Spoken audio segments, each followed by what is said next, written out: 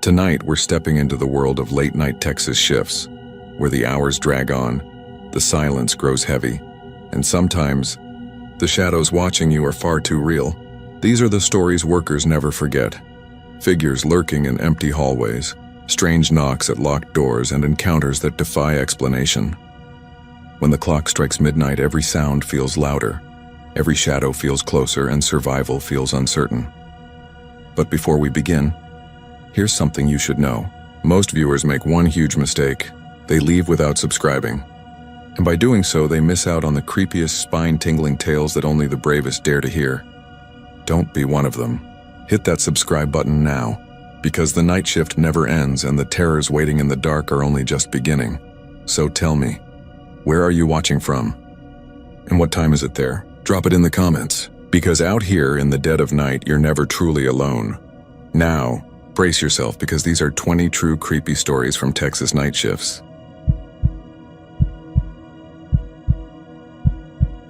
The night shift at the Texaco off Highway 281 was never glamorous, but it paid the bills and it kept me out of trouble.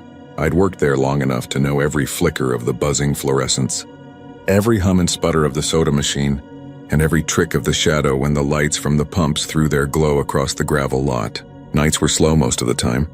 A couple of truckers stopping for coffee, maybe a straggler filling up after midnight. It was a lonely kind of job, the kind that left your mind too much space to wander. And sometimes you found yourself watching the empty highway with a kind of dread you couldn't explain. It was August, thick and humid, the kind of Texas night where the heat lingers even after the sun is long gone, clinging to the pavement like a fever. I had the front door propped open, letting in what little air moved outside, though it smelled of gasoline and dust. The insects tapped against the windows and circled the buzzing lights, their wings catching the glow like sparks. Around 1 in the morning, just when I'd finished wiping down the counter and had started counting the minutes until my relief came at 6, I saw her. She came from the highway, or maybe from nowhere at all, drifting into the circle of light that fell across the pumps. She was barefoot, her hair hanging wet and stringy, plastered against her pale skin.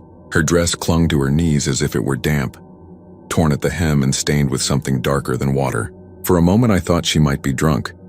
Maybe one of those battered souls who wandered too close to the bars on the outskirts of town. But there was no stumble in her step. She moved slow, deliberate, her eyes locked somewhere ahead, though not on me. When she pushed through the door, the bell jingled bright and cheerful, the way it always did, but it sounded wrong, out of place, like a laugh in a funeral parlor. She didn't look at me, didn't look at the aisles or the racks of candy bars or the bright displays of chips. She walked straight to the cooler at the back, the kind where the cold air fogs the glass, and she pressed her hand against it. I asked her if she needed help. My voice came out dry, cracked like the air in my throat had turned to dust. She didn't answer. Her bare feet left prints on the tile. They were wet, fresh, as if she'd just stepped from a bath or a river, though outside it hadn't rained in weeks. I stared at them, at the clean ovals of water shining on the dirty floor, and I felt the skin at the back of my neck prickle. It wasn't just that the prints were wet. They were too clean. No dirt, no grit, no dust clinging to the skin, like her feet had never touched ground at all. I cleared my throat, louder this time, asked her if she was all right. She turned then, slow and stiff, and her eyes found mine. They weren't glowing, not the way you see in movies, but they caught the light strangely, like an animal's in the beam of a headlamp. Cold and reflective, not human in the way they should have been. I felt my chest tighten like I'd been punched without seeing it coming. She didn't say a word. She just looked at me, her lips pale, parted slightly as if she might speak but had forgotten how. She bent, opened the cooler, and took a bottle of Ozarka from the shelf. When she closed the door, the glass fogged instantly, as though her touch had frozen it. She stood there holding the bottle, still dripping onto the floor, water pooling around her toes. Then she turned away from me and started back toward the door. I wanted to stop her, wanted to ask where she had come from, if she needed help, if she was in trouble. But my throat closed around the words, and all I could do was watch. She stepped back into the night, and for a long moment I just stared at the trail she left behind. The wet footprints led from the counter to the cooler, then back across the tiles to the threshold. I followed them out into the lot, the night air heavy in my lungs, and I saw them shining there in the gravel. They stretched halfway across the lot, each one clear and distinct in the dust, still wet enough to glisten under the harsh white light. And then, just like that, they stopped. Not faded, not smeared, not lost in the dirt. Stopped, as if she had lifted off the ground and disappeared into the air above. The bottle of Ozarka sat at the edge of the lot, unopened, beads of condensation slipping down its sides. I picked it up and the plastic was ice cold, colder than anything had a right to be in that heat. My hand went numb holding it. I dropped it fast and it rolled across the gravel, hissing as if the air inside it had frozen. I told the sheriff the next morning, though I didn't tell him everything. He laughed it off, said maybe I'd had one too many energy drinks or maybe some drunk girl had played a trick on me. But he never asked why the bottle of water I left outside was still there, sitting in the sun, droplets frozen solid on the plastic, like a layer of frost. For weeks after that, I worked my shift with the door locked, even if it meant customers had to knock. Every time the lights flickered, every time the bugs tapped against the glass, I found myself staring at the edge of the lot, waiting for her to drift back into the circle of the pumps. Sometimes I swore I could smell river water on the air, cool and metallic, sharp against the gasoline and dust, and sometimes, when I mopped the floor, I'd find new wet prints on the tiles, small and perfect, leading halfway across the store before vanishing into nothing. I never saw her again, but I've heard stories, whispered between drivers at the counter, about a woman in white walking the edge of the highway late at night, her hair wet and her feet bare, her eyes catching the headlights just so. They say she's always looking for water, always holding something in her hand she can never drink. And they say if she looks at you long enough, if her eyes hold yours, you'll start to hear dripping in your house, see puddles where there shouldn't be any, and one night you'll wake to find her standing at the foot of your bed, leaving a trail of wet footprints that stop just where your chest begins. I quit the station after that, but I still drive that stretch sometimes, and every time I do, I glance at the pumps, at the circle of harsh white light buzzing in the dark. The place looks normal, the kind of stop you barely notice on your way through, but I can't shake the memory of that woman, the way she moved, the way her eyes reflected something that wasn't mine. And every time the road seems too quiet, too empty, I think about those footprints ending in the middle of the lot. And I wonder where she went when she lifted off the ground and whether one night she'll decide to finish the trail she started.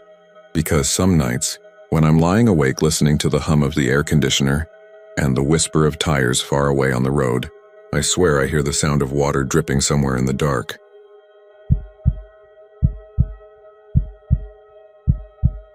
Earl Whitaker had been the caretaker of Pine Hollow Cemetery for close to 15 years, long enough that the oak trees standing along the rusted fence seemed more like co-workers than the living people in town. He was a quiet man, the kind that folks at the diner described as set in his ways, but no one questioned his devotion to the graveyard. He mowed the grass, patched the stone walls when storms tore them loose, and cleaned the marble angels that wept green with mildew. He did all of this in silence, save for the battered transistor radio he carried in his shirt pocket. That little thing spat out scratchy country tunes and old news bulletins, just enough noise to keep the silence from feeling like a blanket pressed against his face. The cemetery lay on the edge of Farmington, Texas, where the soil turned a pale gray and the wind never stopped whining across the flat fields. You could see the refinery stacks from the north side, their flares glowing orange even at midnight. But most nights it felt as if Pine Hollow belonged to another world.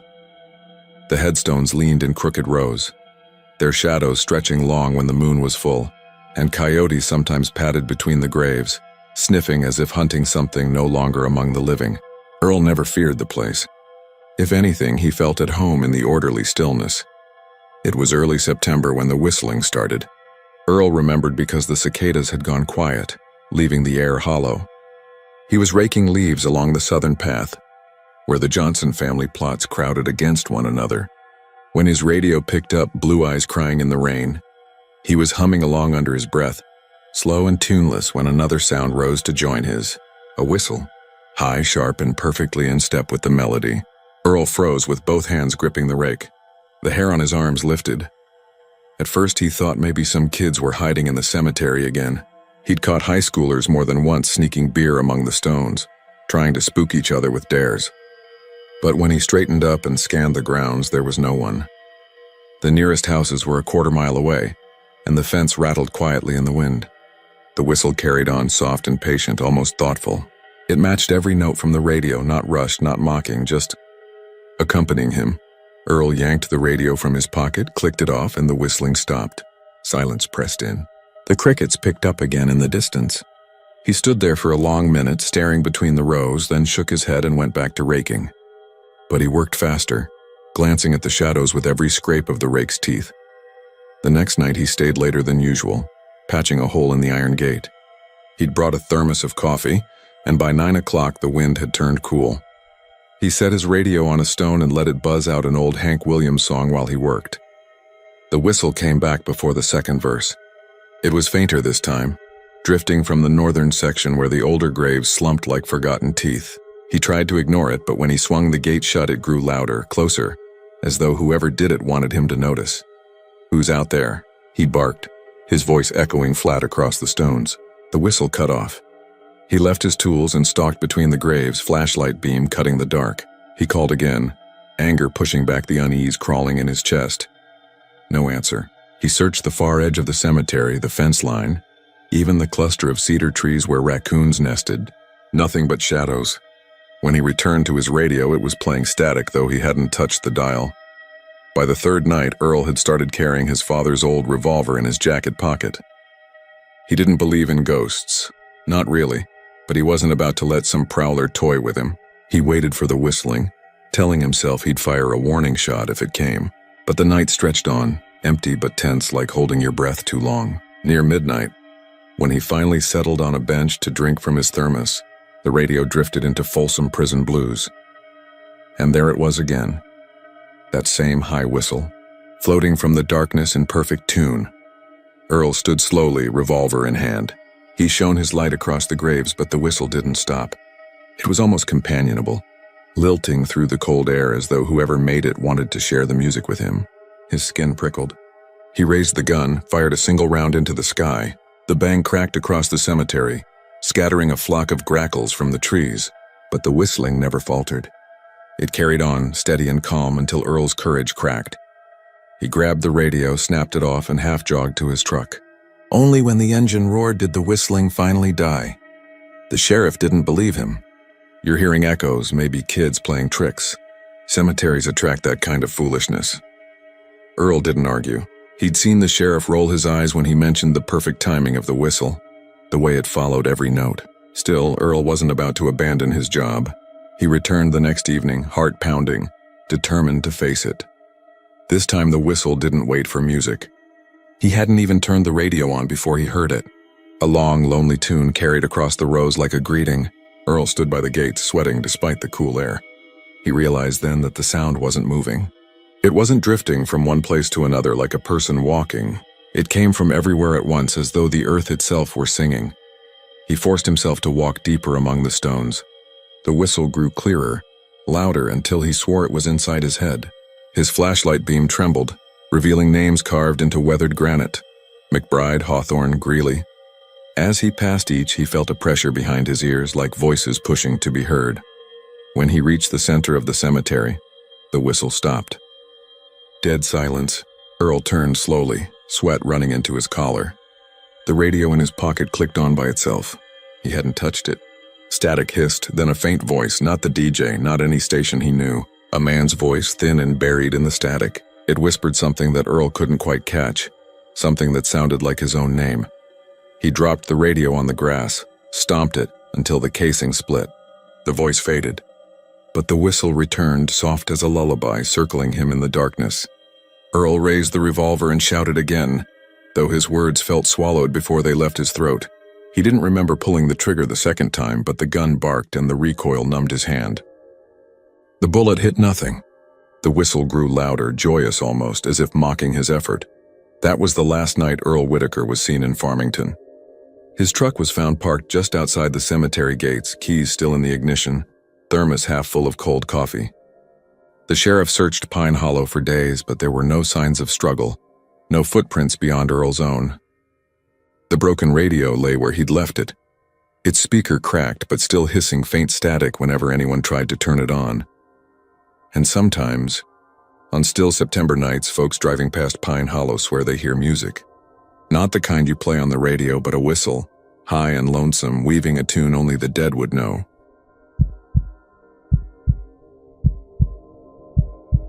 San Angelo wasn't the kind of place people wrote stories about. It wasn't haunted, at least not in the way old plantation houses or decrepit hotels were haunted.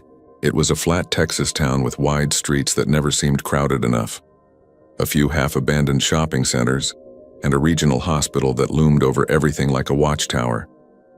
The hospital was modern enough, all fluorescent lights and beige walls, but at night when the visitors left and the daytime nurses went home, it changed. The hum of the vending machines grew louder, the automatic doors sighed like a tired man, and every hallway seemed longer than it should have been. Lydia had worked night shifts for years. She preferred them, actually.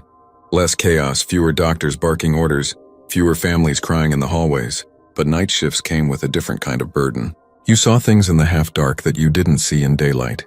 The wing she usually covered was post-op, rows of rooms where patients slept under sedation or in uneasy, painkiller-driven dreams. The nurses joked about how sometimes the IV bags seemed to drip slower at night, how time itself stretched. Lydia didn't joke. She knew too well how long those hours could be. It started on a Wednesday, when she was doing her charting at the desk near room 412.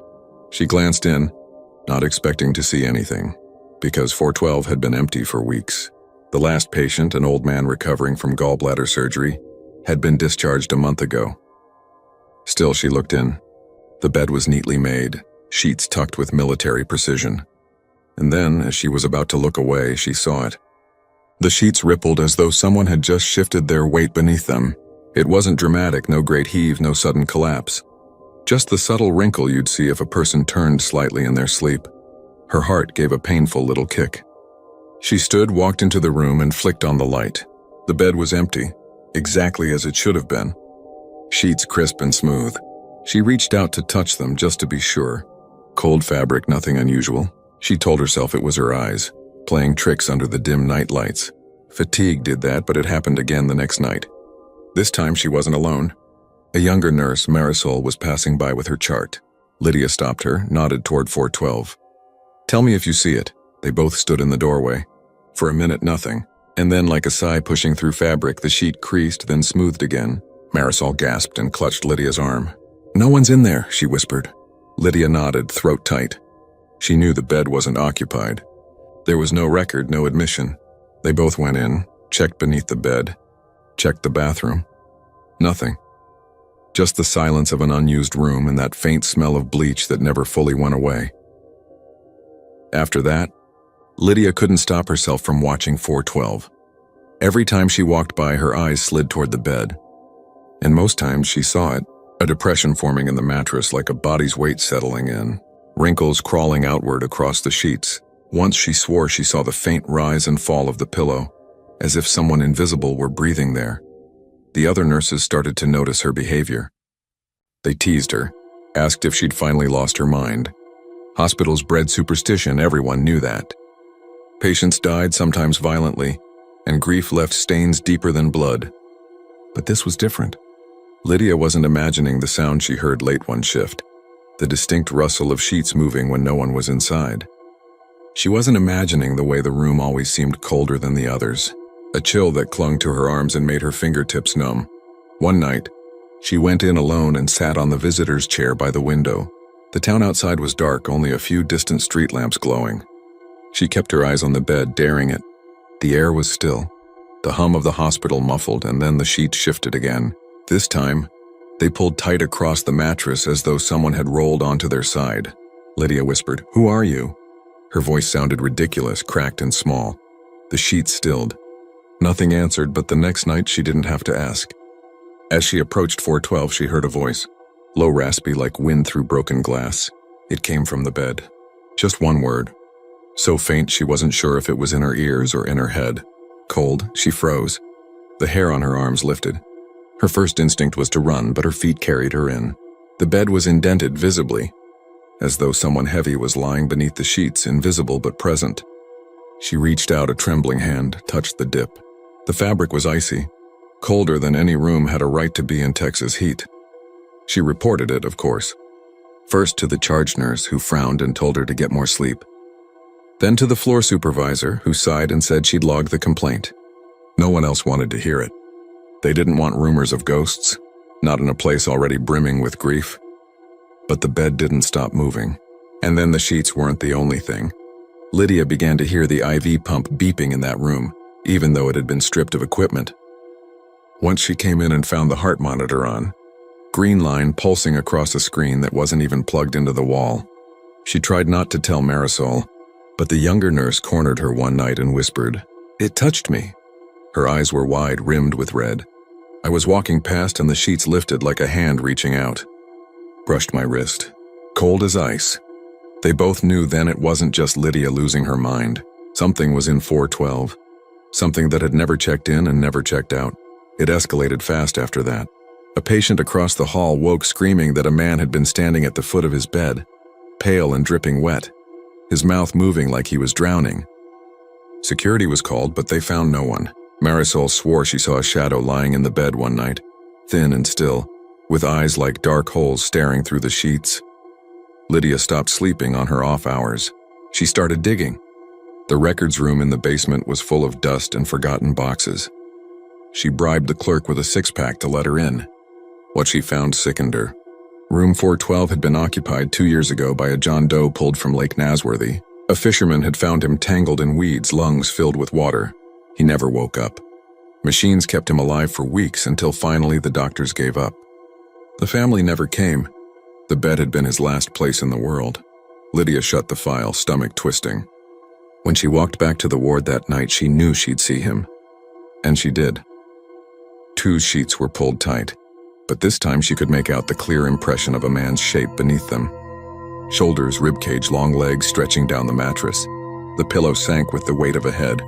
She backed into the hallway, heart pounding, but she couldn't look away. Slowly, the sheets began to slide, peeling back inch by inch, and beneath them was nothing but the hollow imprint of a body, skinless and empty, as if the bed itself had eaten him alive. She screamed. Other nurses came running, but when they arrived, the bed was perfect again.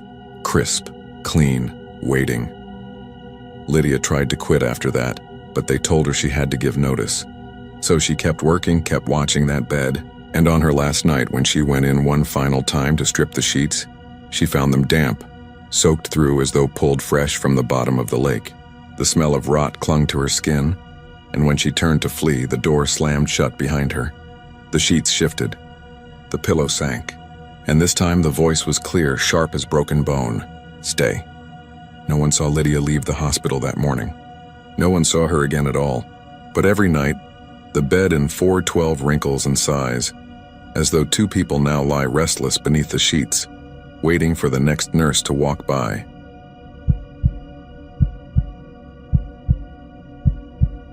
The truck stop off Highway 287 wasn't much to look at from the road. Just a ragged scatter of sodium lights buzzing over gravel, and a diner that had gone through at least 3 owners in the last decade. You could smell the diesel before you saw the place, and for men like Ray Dobson, that was a comfort of sorts. He'd been driving rigs for 26 years, long enough to see the country twice over, long enough to know that the road doesn't change. Only you do. He had his routines, smokes after Odessa, a refill of coffee at the same Amarillo joint, and a burger at the truck stop sitting lonely by mile marker 47. That stop had something about it, though. Not the food, which was greasy enough to stain the paper plates through, nor the showers, which always smelled faintly of mildew. No, it was the lights. They threw long, weak cones across the blacktop, yellow and hazy, so much so that anything beyond them looked like it was waiting, crouched in the dark. Some of the drivers joked about it. Most didn't, and Ray swore he wasn't the superstitious type, but he also swore he'd seen something moving out there more than once, just beyond the reach of those weak bulbs. The first time had been in August, sticky hot night, the kind where sweat soaked through his shirt even before he parked. He was sitting in the cab finishing a smoke when he noticed it. Just a figure at the edge of the light, tall, shoulders sloping, one arm hanging a little longer than the other. He thought it was a hitchhiker. That wasn't unusual, though you didn't see as many now as in the old days. But there was something wrong about this one. The head was turned toward him, or seemed to be, but no features caught the light. No reflection off glasses, no pale oval of a face. Just blank. Ray didn't stick around long that night. He figured he was bone-tired and seeing shadows. The road will do that to you if you let it. He brushed it off until the next time it came back a week later, then again after that. Always the same, always at that damn stop, always just outside the floodlights. It never came closer, never stepped forward, but it watched. He could feel it. His chest would go tight, palms damp on the wheel, and the only thing he could do was fire the truck back up and roll on without his burger, without his shower. He started telling the other drivers, but most of them laughed or stared like maybe he'd finally gone around the bend. There was an old boy named Denny, white beard down to his chest, who said he'd seen it too. Over coffee one dawn, Denny leaned across the table and whispered that it was an old hitchhiker killed on that stretch back in the 70s. Caught a ride with a drunk who flipped his Chevy into a drainage ditch. They never found the body, just a shredded jacket and one shoe. Since then, Denny claimed, something waited out there looking for a ride that never came. Ray didn't know if he believed it, but it sure felt true when he saw the thing standing, still as a post, beyond the buzzing lights. The last time came in November, cold enough that his breath fogged the windshield before he cut the engine. He was bone-weary, had been hauling frozen chicken out of Lubbock and hadn't slept more than 3 hours in 2 days. He told himself he'd risk it, go in, get a meal, and if the thing was out there, well, let it be. He pushed the door open, boots crunching on gravel, and froze. It was closer this time, not out at the edge of the light, but halfway between, still and waiting, blank face tilted toward him, head cocked like a curious dog. The arms hung slack and the long one twitched. Just a little, enough for Ray's stomach to lurch. He tried to tell himself it was just another driver pulling a prank, but the way the air felt told him different. It was heavy, close, like the air before a storm. He kept moving, legs stiff, forced himself through the door of the diner. The bell jingled and the greasy warmth of the place wrapped around him, but he couldn't shake the chill. He ate fast. Every few minutes he glanced out the smudged window, and every time he did, the figure was there, closer, its outline darker, like the light bent wrong around it. When he finally couldn't take it anymore, he paid and hurried out, head low, not daring to look until he was in the cab. He told himself to start the truck, just start it, but something made him lift his eyes to the rearview mirror. The figure was standing directly behind the trailer. Ray slammed the gear and peeled out so fast gravel spit like buckshot. He didn't stop, not in Amarillo, not even when his eyes burned from exhaustion. By dawn, he was near the Oklahoma line, his pulse still pounding. He swore he'd never stop at 47 again. But here's the thing about the road. It loops you back. Routes repeat, freight lines don't care about your promises. Last week, Ray said, he got dispatched south again, and damned if the load didn't route him past that same stretch. He thought about rerouting, but you can't dodge forever. He figured he'd gas up quick, daylight this time, safe enough. Only daylight didn't make a difference. He pulled in, and as the pump clicked full, he saw it. Not out in the dark, not hiding beyond the floodlights, but clear as a shadow in the noonday sun. Standing still, faceless, waiting, closer than ever. And Ray swore that when he blinked, the passenger side door latch clicked. He doesn't remember the drive after that. Just remembers waking up hours later, parked on the shoulder 20 miles north, his logbook smeared with grease, his hands shaking so bad he couldn't hold a pen. He hasn't been back since, says he won't ever again. But sometimes when he checks his mirrors at night, he swears he sees something moving just outside the glow of his taillights, keeping pace. He thinks maybe it climbed in that day. And maybe it's been riding with him ever since.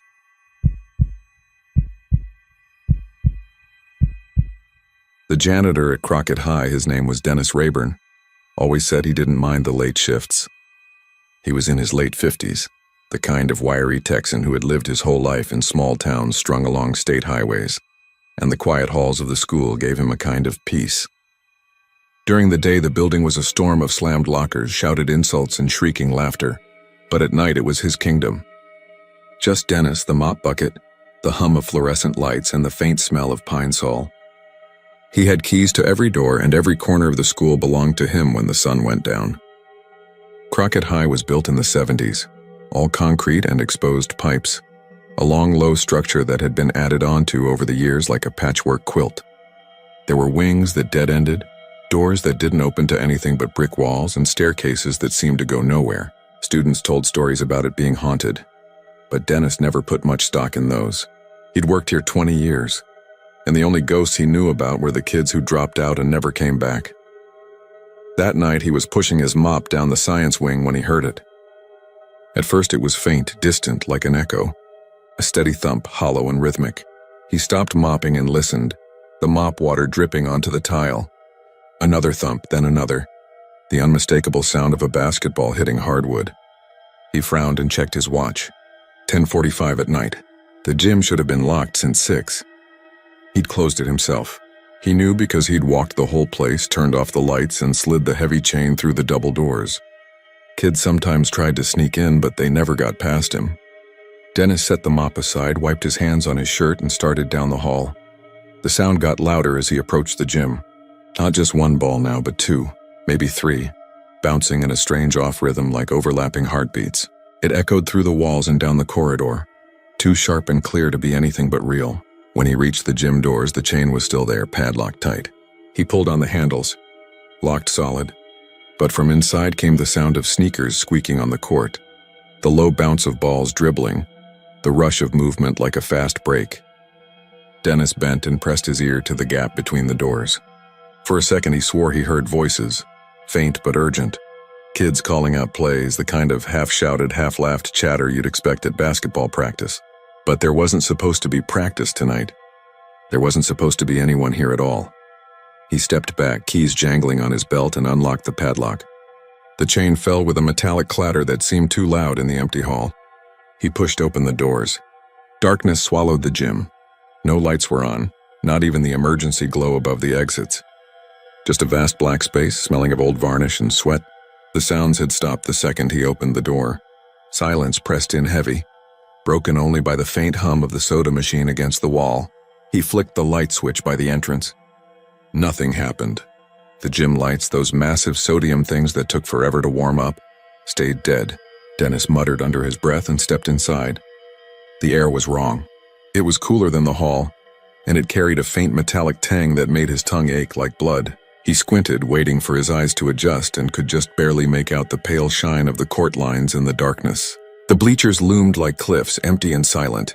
He took a few cautious steps, the scuff of his work boots sounding too loud. Then came another bounce, clear as day. From the far end of the gym, he froze, heart thumping in his chest. He cupped a hand around his mouth. "Hey, who's in here?" His voice carried out and came back thin and distorted, bouncing off the walls. No answer. Just another bounce, this one closer. Dennis swallowed, wiped his palms on his pants, and kept walking. He'd dealt with kids before, hiding under the bleachers, thinking they were clever. He told himself this was no different. Just a couple of dumb teenagers, but his gut twisted in a way it never had before. A cold worm of dread crawling inside him. He stopped halfway across the court and looked down. There was a ball there, a regulation orange Spalding, sitting perfectly still on the painted circle at midcourt. His eyes adjusted enough to make it out, but he hadn't heard it stop bouncing. It was just there, as if it had been waiting for him. He bent and touched it. The leather was cold, too cold, like it had been sitting in a freezer. He jerked his hand back and nearly cursed. From the darkness, a voice whispered his name. Just a breath, drawn out and raspy. "Dennis," he spun, searching the shadows. Nobody there. The bleachers were empty, the sidelines bare. He grabbed the ball without thinking, clutching it like a shield. His hand shook against its chill surface. Then it moved, not rolled, not slipped, but pulsed like a heartbeat against his palms. Dennis dropped it with a gasp. It hit the floor once, twice, then began bouncing on its own, harder and faster, slamming against the hardwood with impossible force. Another ball rolled out from the darkness, then another. Soon the court was alive with them, dozens of basketballs slamming up and down, each bounce echoing like a gunshot. He stumbled back, ears ringing, eyes wide. The balls bounced higher and higher, slamming into the rafters, ricocheting off the walls, yet none struck him. They whirled around him, a storm of leather and sound, until the air vibrated with the noise. Then they stopped, all at once. Every ball froze mid-bounce, hanging in the air for a single impossible second before crashing to the floor. The gym fell silent. Dennis's breath came ragged, his heart hammering. He turned toward the doors, ready to bolt, but they were closed. The chain looped tight around them again. He hadn't touched it. The padlock gleamed in the faint light from the exit sign, locked firm. He was trapped. From the far end of the gym, the sound of sneakers returned, slow footsteps, deliberate, echoing across the wood. Dennis squinted into the dark and saw figures emerging. At first just shadows, but then clearer. Boys in basketball uniforms, the old kind. Short shorts and faded jerseys, their numbers barely visible. Their faces were wrong. Blurred, smudged, like someone had rubbed them out of a photograph. They moved in silence, their heads cocked at strange angles. One of them held out a hand pointing straight at Dennis. The basketballs began to roll toward him. Not bouncing, just rolling, hundreds of them, gathering speed, funneling across the court. He backed away until his shoulders hit the cold cinderblock wall. The first ball struck his foot and stopped. Then another nudged his leg. Soon they were piled around him, pressing against him, rising up to his waist, his chest. He tried to push them away, but they didn't budge. They felt heavier than stone. The faceless boys kept coming, their sneakers squealing, their limbs jerking like puppets. Dennis screamed, his voice tearing from his throat, but the sound was swallowed by the dark. The last thing he felt was the crushing weight of the basketballs pinning him, dragging him down as if the floor had opened beneath. The next morning, the principal unlocked the gym to find everything in order. The court was empty. No balls on the floor, no signs of struggle. The doors were chained as always. But Dennis Rayburn never came back. His mop and bucket still sat in the science wing where he'd left them, the water cold and still. Some say he walked off the job, disappeared like so many others from small Texas towns. But kids at Crockett High whisper different. They say that late at night, if you stand outside the gym doors, you can hear the balls bouncing. And sometimes, if you listen real close, you can hear a man's voice calling for help, before the sound is drowned out by the thunder of 1,000 invisible games.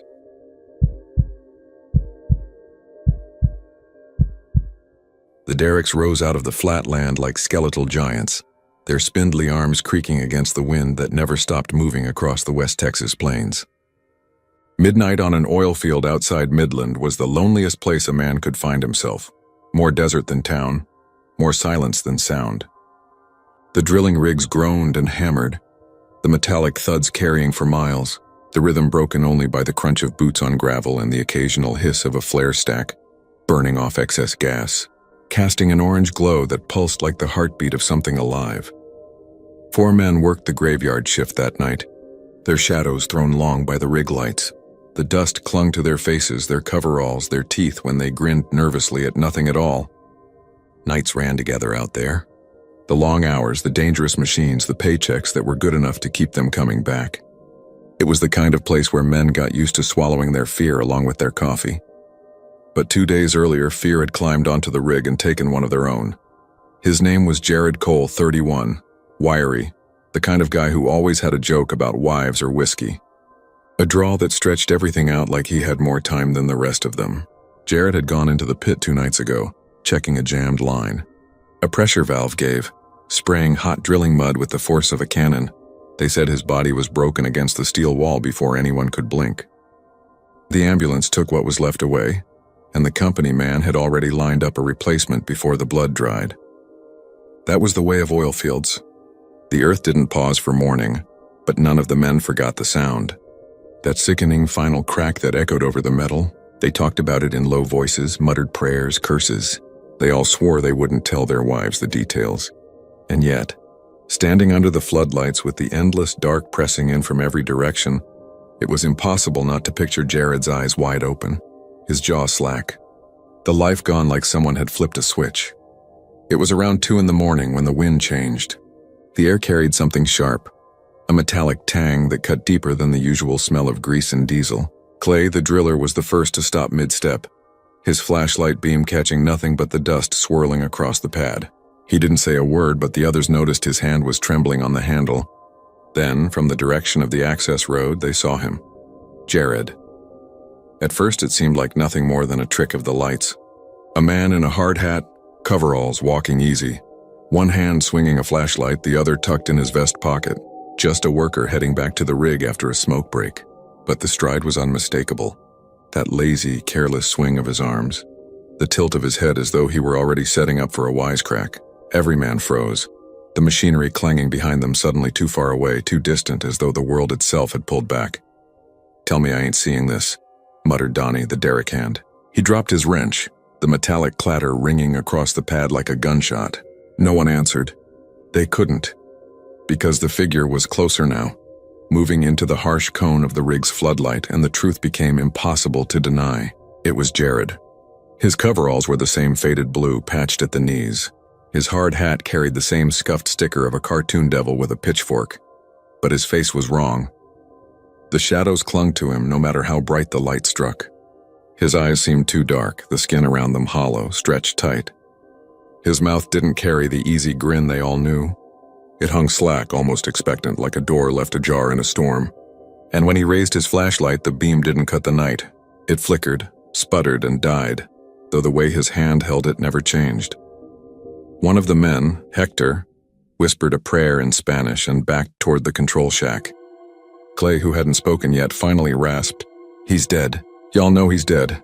His voice cracked, not with disbelief but with certainty, and still Jared kept coming. His boots left no sound on the gravel. The air grew heavier, pressing into their lungs like hot tar. The diesel generators groaned louder, metal shrieking as though straining against something unseen. When Jared stopped just beyond the edge of the rig floor, he tilted his head, eyes settling on each man one by one, and then his mouth opened. No sound came out, just a rush of air like the hiss of a blowout, hot and foul. The men stumbled back, gagging. It was the smell of drilling mud and blood, of iron and rot. Donnie, his voice shaking, shouted, "What the hell do you want?" The question hung useless because Jared's gaze never changed. He raised his free hand palm out and pointed behind them. The men turned. For a moment they saw only the rig, the steel crown looming above, the drill pipe gleaming under the lights. Then they saw the shadow. It stretched impossibly long, running from the crown down into the pit, wider and blacker than the floodlights should allow. It shifted and pulsed like something moving beneath the surface of water. A shape, something too large to belong on this earth. When they looked back, Jared was gone, just gone as though the desert had swallowed him whole. But the shadow remained rippling. And then from deep below came a sound none of them could mistake. A knock, slow, deliberate, like fists pounding on steel from beneath the earth. Once, twice, 3 times. The drill shuddered. Bolts squealed and popped. A deep vibration rose through the floor, rattling their bones. They ran. None of them would admit how far, how long, only that they didn't stop until the flare stack was a distant glow, and the rig was a silhouette in the rearview mirror of the company truck. In the days after, the story spread quietly, told over beers in Midland bars and whispers at safety meetings. Some men laughed it off. Others refused to take night shifts on that pad again. The company brought in new workers. The rig kept drilling. The desert didn't care.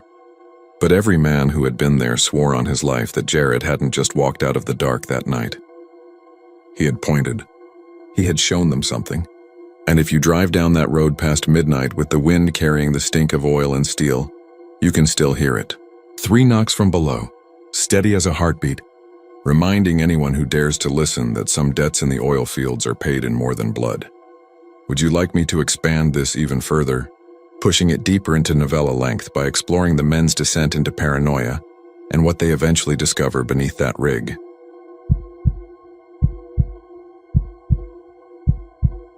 The first time it happened, Pete chalked it up to a glitch. He was the night clerk at the Borderline Inn, a squat 2-story roadside motel a few miles outside of Laredo. The place had been there since the 60s, a pale rectangle of stucco that baked in the sun all day and glowed faintly orange under the buzzing floodlights at night. Pete had taken the job after his divorce, figuring it would be quiet work, just drunks rolling in late and truckers needing a shower and a bed. He didn't mind the monotony. The silence suited him. But the motel had its own kind of noise, the kind that came from things that didn't quite add up. Room 6 was gutted. That was the first thing to remember. The drywall had been torn out months back after a pipe burst, flooding the place from the inside. The floor was bare concrete, littered with plaster dust and a rolled-up carpet that smelled of mildew. The management had been promising renovations, but nothing ever seemed to move past the demolition. Pete had stood in that room himself, shining a flashlight over the exposed studs and moldy insulation. He knew it wasn't fit for anyone to stay in. And yet when he pulled up the night's ledger, there it was. Room 6, rented, paid in cash. A name signed in the register, written in a cramped, angular hand he didn't recognize. He checked the key rack automatically, though he already knew what he'd find. The brass tag stamped with the number 6 was gone, its empty slot staring back at him. That didn't make sense. He was the only one on shift. He hadn't given it out.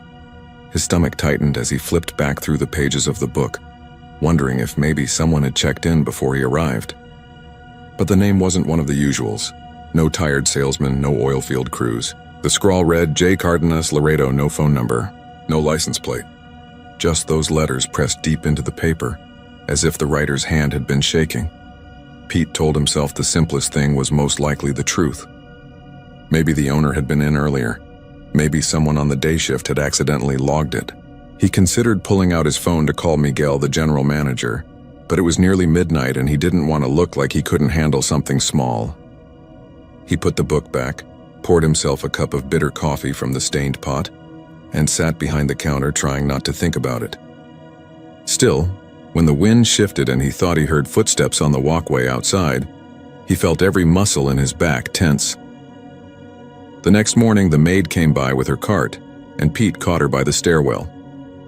"You didn't go into 6, did you?" he asked. She looked at him like he was trying to be funny. "Senor, that room's a mess. No sheets, no bed. I don't clean what doesn't exist." He nodded quickly and waved her off. By then, he had already decided to keep quiet. It wasn't worth stirring things up. But that night when he came back on shift, the ledger was open again. Room 6, a new entry, a new signature. The same cramped hand, but the name had changed. D. Chavez. Same town, same lack of details. The key tag was gone again. Pete swore under his breath and slammed the book shut. On his break, he walked down the row of rooms, past the chipped doors and humming ice machine, until he stood in front of 6. The door was locked, which was to be expected, but the faint smell of cigarette smoke drifted out from the gap beneath it. Not the stale kind, but fresh, sharp, like someone had only just exhaled. He put his ear to the wood. Silence. Still, he thought he heard the faint scrape of something shifting inside, the soft complaint of concrete underweight. His throat went dry.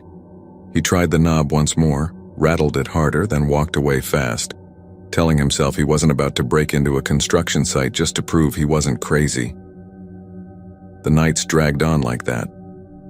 Each evening he came in, there it was. Another signature, another paid bill. The names shifted but always followed the same rhythm, always with that same sharp hand. Men's names, sometimes with an initial, sometimes not. Always Laredo. No vehicles were ever seen pulling up. No one came through the lobby, no one called for towels or ice. The register filled up with ghosts. Pete started drinking more coffee than was healthy just to keep sharp, his eyes flicking between the window that faced the parking lot and the open book on the counter. He told himself he'd confront Miguel, that he'd demand an explanation, but each time he found an excuse to hold back. Part of him was afraid of sounding crazy, but a deeper part of him was afraid Miguel would have no answer at all. It was near the end of October when Pete finally broke. A storm had rolled in off the desert, sheets of rain hammering the roof and lightning splitting the black sky. The motel was nearly empty, just 2 rooms rented to truckers trying to sleep off the weather. Pete sat listening to the thunder when he glanced at the ledger. Room 6 again, the ink still wet. The signature was his own. He stared at it, not believing. His own name, Peter Gutierrez, written in a style that was not his, but close enough to chill his blood. The pen still rested against the paper, as if someone had just set it down. He looked at his hands. They were empty. Panic surged through him and he bolted from behind the desk out into the rain, his shoes slapping against the wet concrete. He stopped at the door to room 6. The key was in the lock, the brass tag dangling, glinting with raindrops. He didn't remember bringing it, didn't remember touching it. His chest heaved as he turned it and pushed inside. The smell hit him first, a rancid stench of rot and damp carpet, but beneath it was the unmistakable scent of sweat, smoke, and something coppery. The beam of his flashlight caught on the stripped walls, the bare studs, but in the middle of the floor stood a chair, a simple wooden chair, its legs braced against the uneven concrete. On the seat was the ledger, open, the pages rifled by a draft he couldn't feel. His name scrawled again and again down the lines, filling every blank space. The ink bled as if still wet. Behind him the door clicked shut, though he hadn't touched it. He turned fast, the light jittering over the walls. Shapes flickered at the edges of vision. Figures half-formed standing between the studs, their faces black pits, their shoulders hunched. The sound of breathing filled the room. Dozens of ragged exhales layered on top of one another. Pete backed toward the chair, his legs shaking, the flashlight trembling in his grip. He tried the knob, but it didn't budge. The voices came next, whispering in the dark, his name over and over, rasped out in accents thick with dust and distance. He pressed his ear against the wood and heard them inside the walls, crawling, shifting, closer and closer. The last thing Pete remembered clearly was the feel of the ledger in his hands, the edges cutting his palms as the whispers grew louder, the signatures multiplying across the pages by themselves, his name written until the paper turned black. After that, nothing but the echo of the storm. In the morning, Miguel arrived to an empty front desk. The night's book sat open, room 6 logged once more. Paid in full. Name, Peter Gutierrez. The slot for the key hung empty. When Miguel checked the room, he found the chair overturned, the book lying face down in a smear of mud. The studs in the wall seemed darker than before, shadows deeper as though something had soaked into the wood. He locked the door and walked away, muttering that renovations would have to wait, but he didn't notice the faint shape of words scratched into the concrete floor. A dozen cramped hands pressing out from below, names repeating themselves, waiting to be read.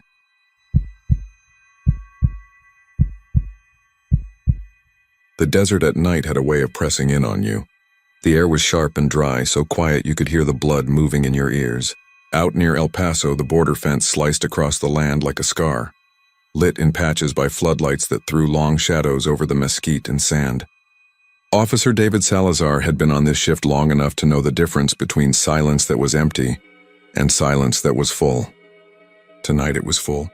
Something was breathing out there, and it wasn't the wind. He'd parked his patrol truck off a narrow service road, the kind of place where the sand swallowed sound and the lights of Juarez twinkled faintly in the distance. The clock on the dash read 2:43 a.m. He stepped out to stretch, boots sinking slightly into the powdery earth, and that's when he noticed the tracks. At first he thought they were just strays from migrants who had already passed, but when his flashlight caught the ground in the right angle, he saw the way the footprints circled. They looped around the truck, neat, deliberate, as if someone had walked the perimeter again and again while he'd sat inside staring at nothing. The sand had been disturbed recently. He crouched and pressed his fingers against one of the impressions. Still firm, still fresh. He swung his light out across the brush. Nothing but prickly pear, dead branches, and the wide black horizon. He called out, "Border Patrol! Identify yourself!" His voice cracked slightly, and he hated that. The silence after was thicker than before, as if the desert had swallowed his words.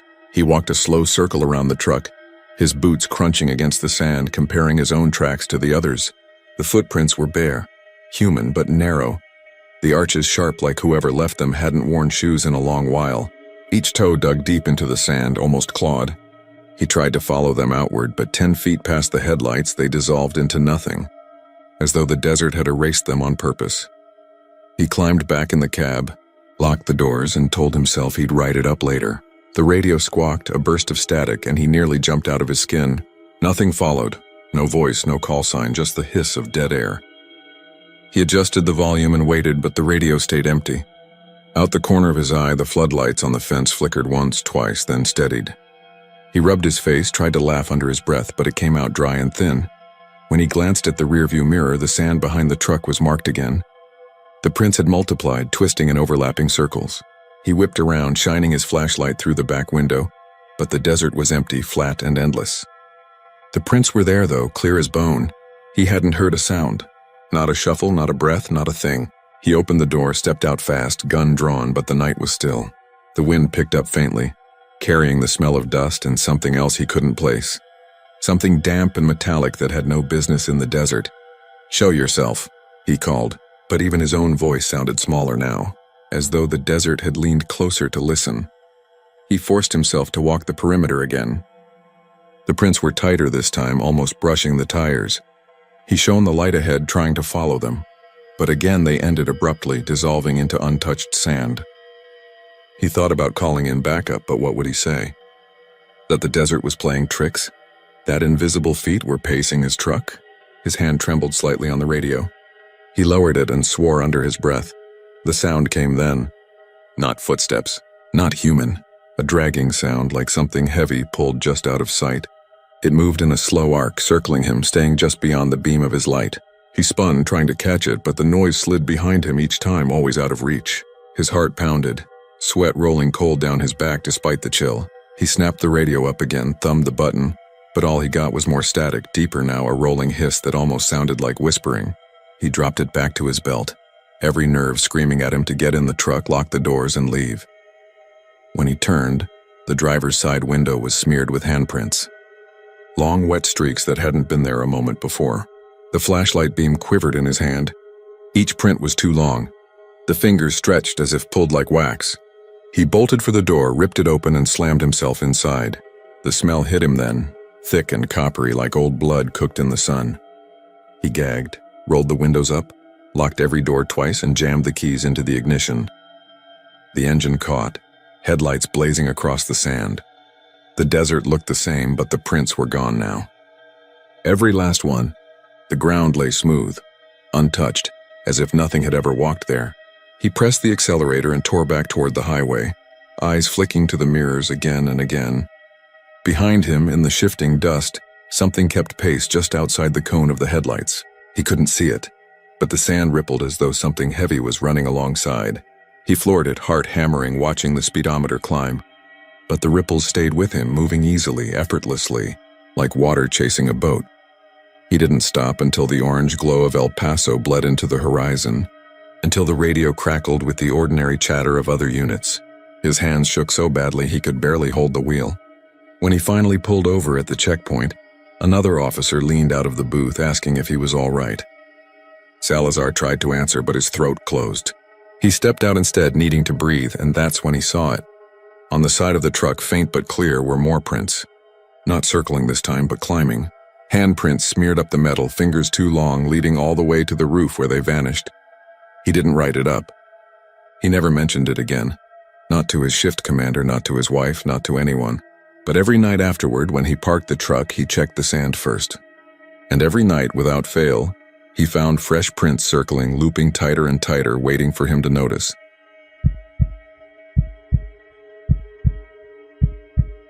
The fluorescent lights in the warehouse had been unreliable for months, humming and flickering in ways that made the concrete cavern feel alive. Victor had grown used to it during his night shifts, moving pallets and breaking down cardboard until dawn. But tonight the pattern was different, not random.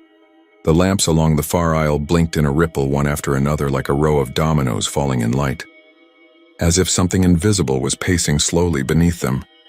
He froze with the box cutter still in his hand and waited, listening to the low drone of the refrigeration units, the distant tick of pipes contracting in the ceiling, the faint whistle of wind against the steel loading doors. When the light steadied again, he shook it off and went back to work.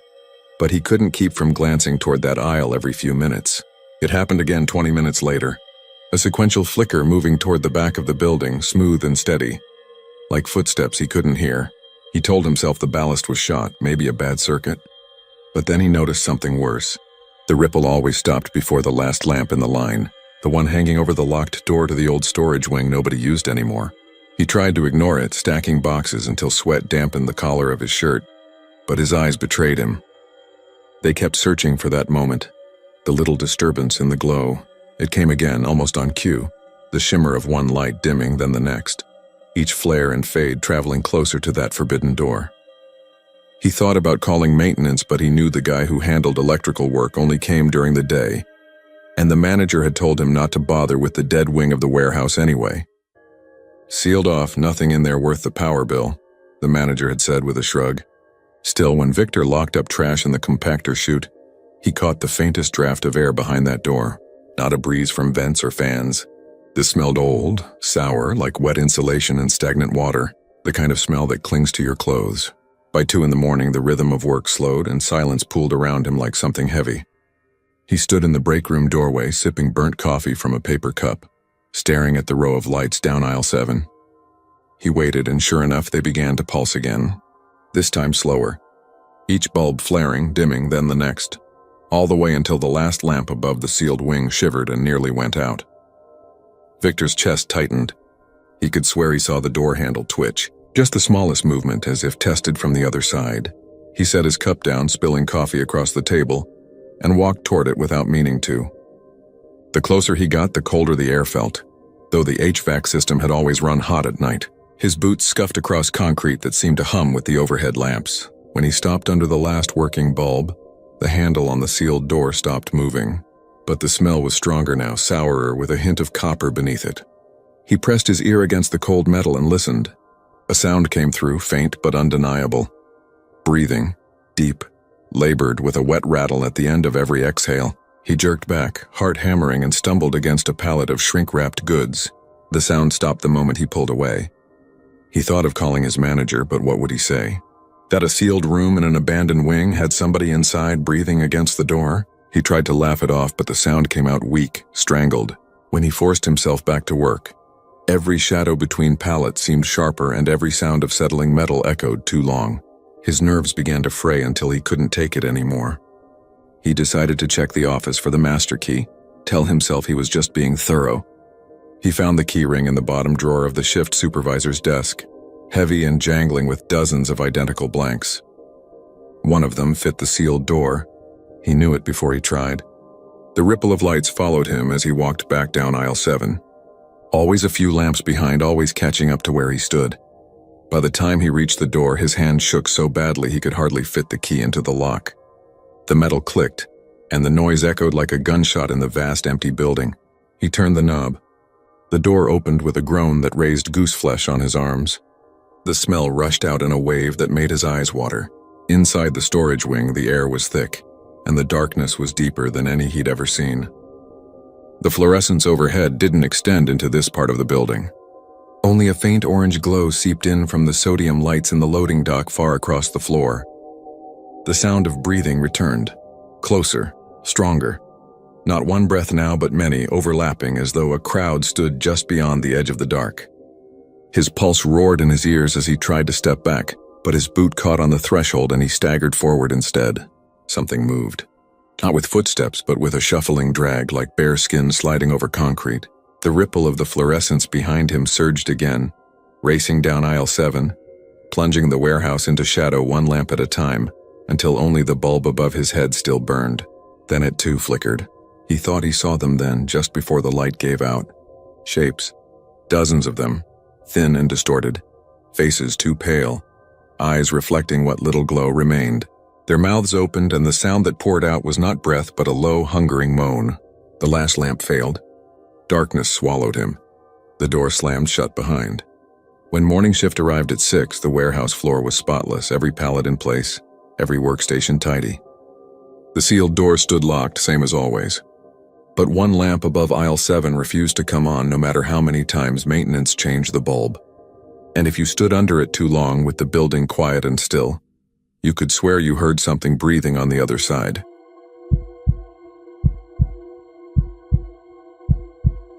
The call came in at 12:47 a.m. A quiet moment between the endless churn of minor accidents, chest pains, and drunks who couldn't stand up on their own. It wasn't even dispatched with urgency, just an odd report of a woman's voice crying for help from a house on the south side of Waco. The caller had been vague, didn't leave a name, and hung up before the operator could get more details. Still, protocol demanded a unit respond, so Jake and Marissa found themselves steering their rig down Old Robinson Road, headlights cutting through a stretch of mist that rolled low across the cracked asphalt, like smoke from a dying fire. The neighborhood they pulled into was one of those places the city had forgotten, where the lawns had long gone to weeds and porches sagged under the weight of peeling paint. The house in question sat back from the road behind a chain-link fence, its windows black squares against the faint glow of a street lamp. No lights inside, no signs of life. The address numbers were crooked, nailed haphazardly to the siding. It didn't look lived in, yet both EMTs swore they heard it before they even shut off the engine. A faint, quivering cry that carried out from the darkness of the structure. A woman's voice, weak, desperate, "Help me." Marissa, younger but more cautious, checked the CAD screen again.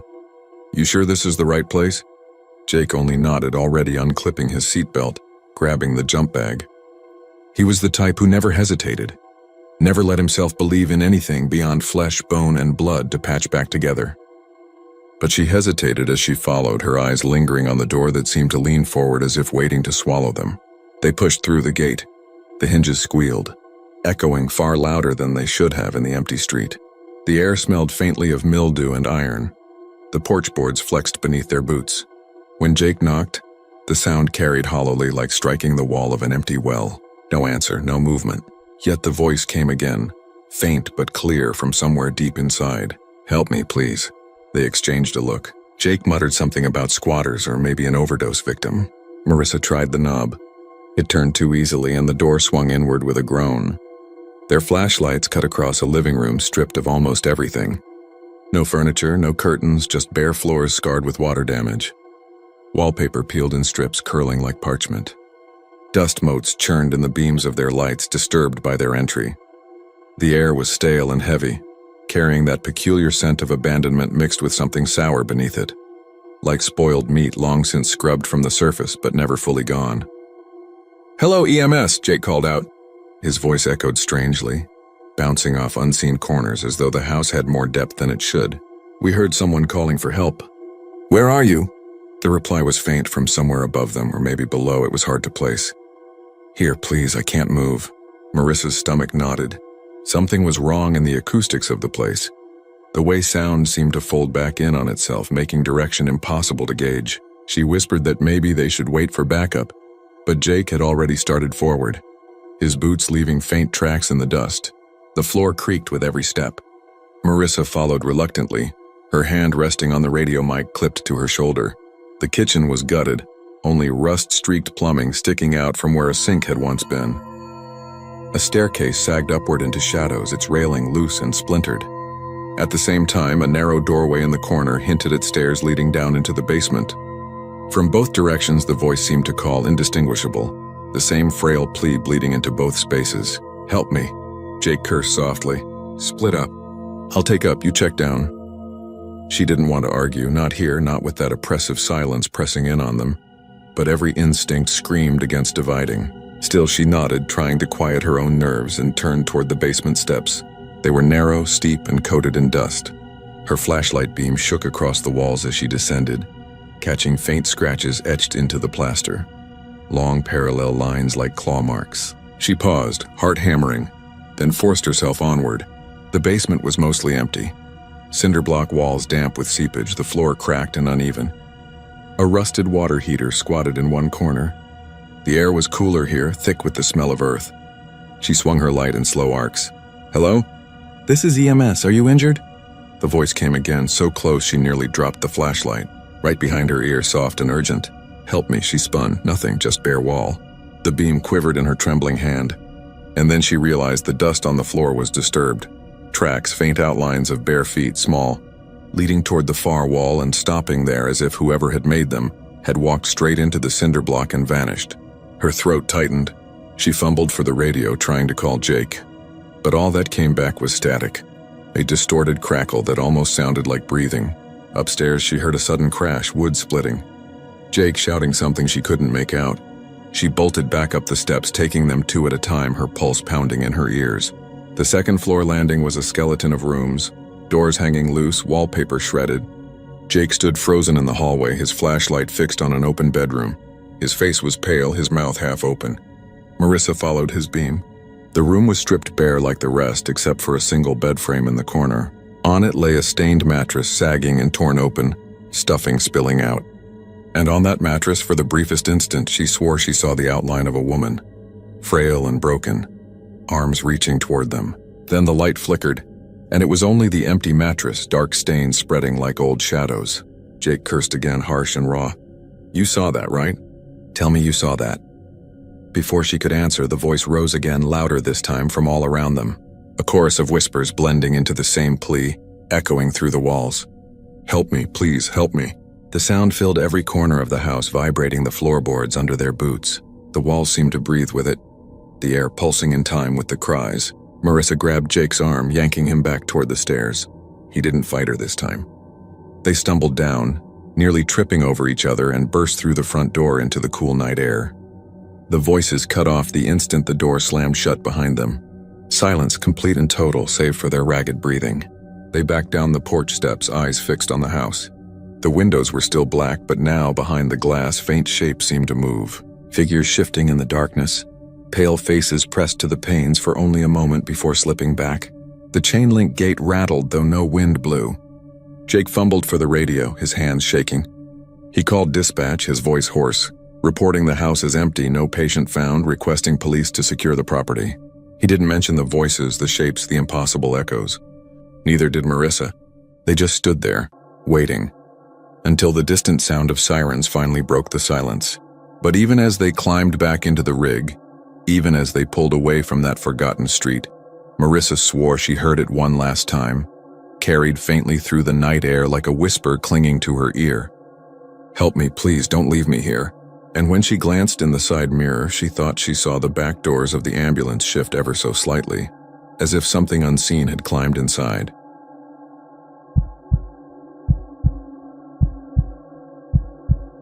The water tower stood on the edge of Odessa like a half-forgotten relic, its metal bones streaked with rust and graffiti, its shadow crawling over the highway when the sun sank low.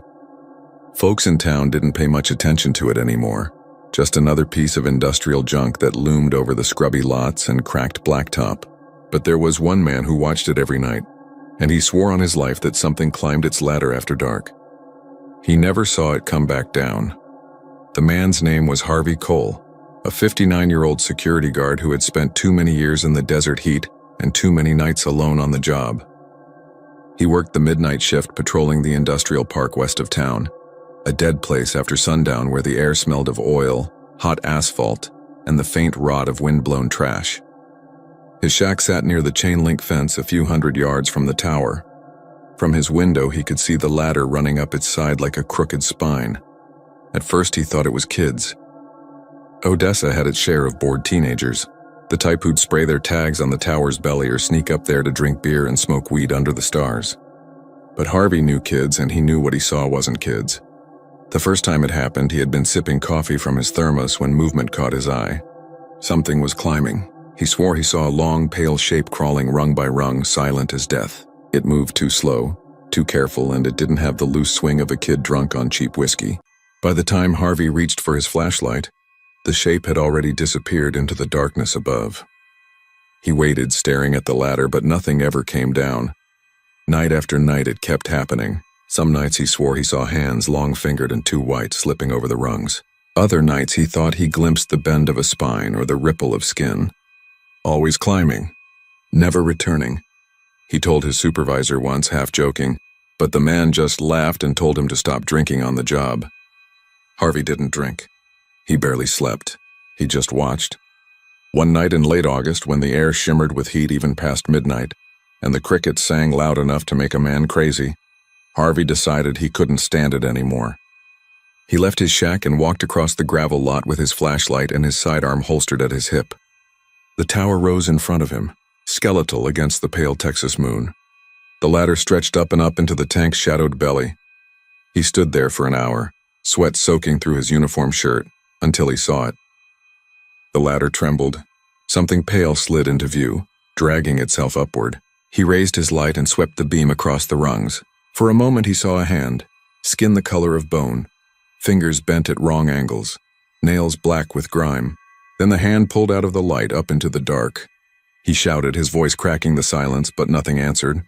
Harvey told himself he'd go up there, just once, to prove he wasn't crazy. He waited until the next night, until the ladder began to shiver again, until he saw the shape pulling itself higher. Then he clipped his flashlight to his belt and started to climb. The metal was hot from the day's sun, slick with a film of dust and oil.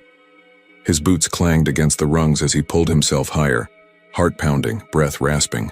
Halfway up he smelled it, a rot wet and sour like a drowned animal. It grew stronger the higher he climbed until his stomach clenched and he thought he might vomit. He kept going. At the top, just beneath the lip of the tank, he paused. The stink was thick, clinging to his throat. He swung his flashlight up and the beam cut through the black. For an instant he saw something hunched on the rim, hairless and gray, its back curved like a question mark. Its head turned and its face was nothing but hollows and pits. A mouth that stretched too wide, eyes like wet coins sunk deep into its skull. It hissed, the sound wet and sucking, and then it slipped over the edge and vanished into the tank. Harvey froze. He could hear it now, sloshing inside the tower. Water churned, though the town had been dry all summer. He pulled himself up onto the platform and shined his light into the hatch. The beam caught ripples spreading across black water. Something moved beneath, too big, too shapeless. Then dozens of pale hands broke the surface, reaching, clutching, as if the water was full of them. Harvey staggered back, his boots slipping on the metal. He nearly fell before he grabbed the rail. The hatch clanged shut on its own as if yanked from inside. He climbed down faster than he'd ever moved in his life. He hit the ground hard, knees buckling, and staggered back to his shack. He didn't sleep that day or the next. He just sat in his chair, staring at the tower, watching the ladder, and every night after he swore he saw more than one shape climbing.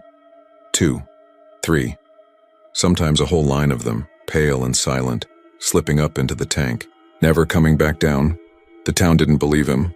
They never would. Folks still drank their water, still let their kids play under the tower's shadow. But Harvey knew.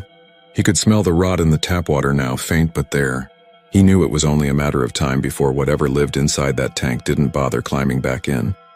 And when the first kid went missing, when the police found nothing but a torn sneaker at the base of the tower ladder, Harvey just sat in his shack and waited for the night to fall. He already knew what they'd find if they ever drained that tank, and he knew no one in Odessa would ever drink the water again. But the tower wasn't about water anymore. It was a door and it was open. Would you like me to push this story even further? Adding more scenes of townsfolk vanishing, the authorities' denial, and a final confrontation inside the drained tank, to make it into something closer to a full novella-length piece?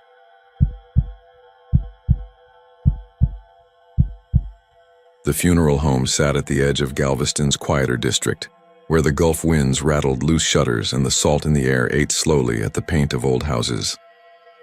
The place had once been a Victorian residence, wide porches and peaked gables, but over the years it had been converted into a mortuary with a flickering neon sign that read, Carrigan and Sons Funeral Services.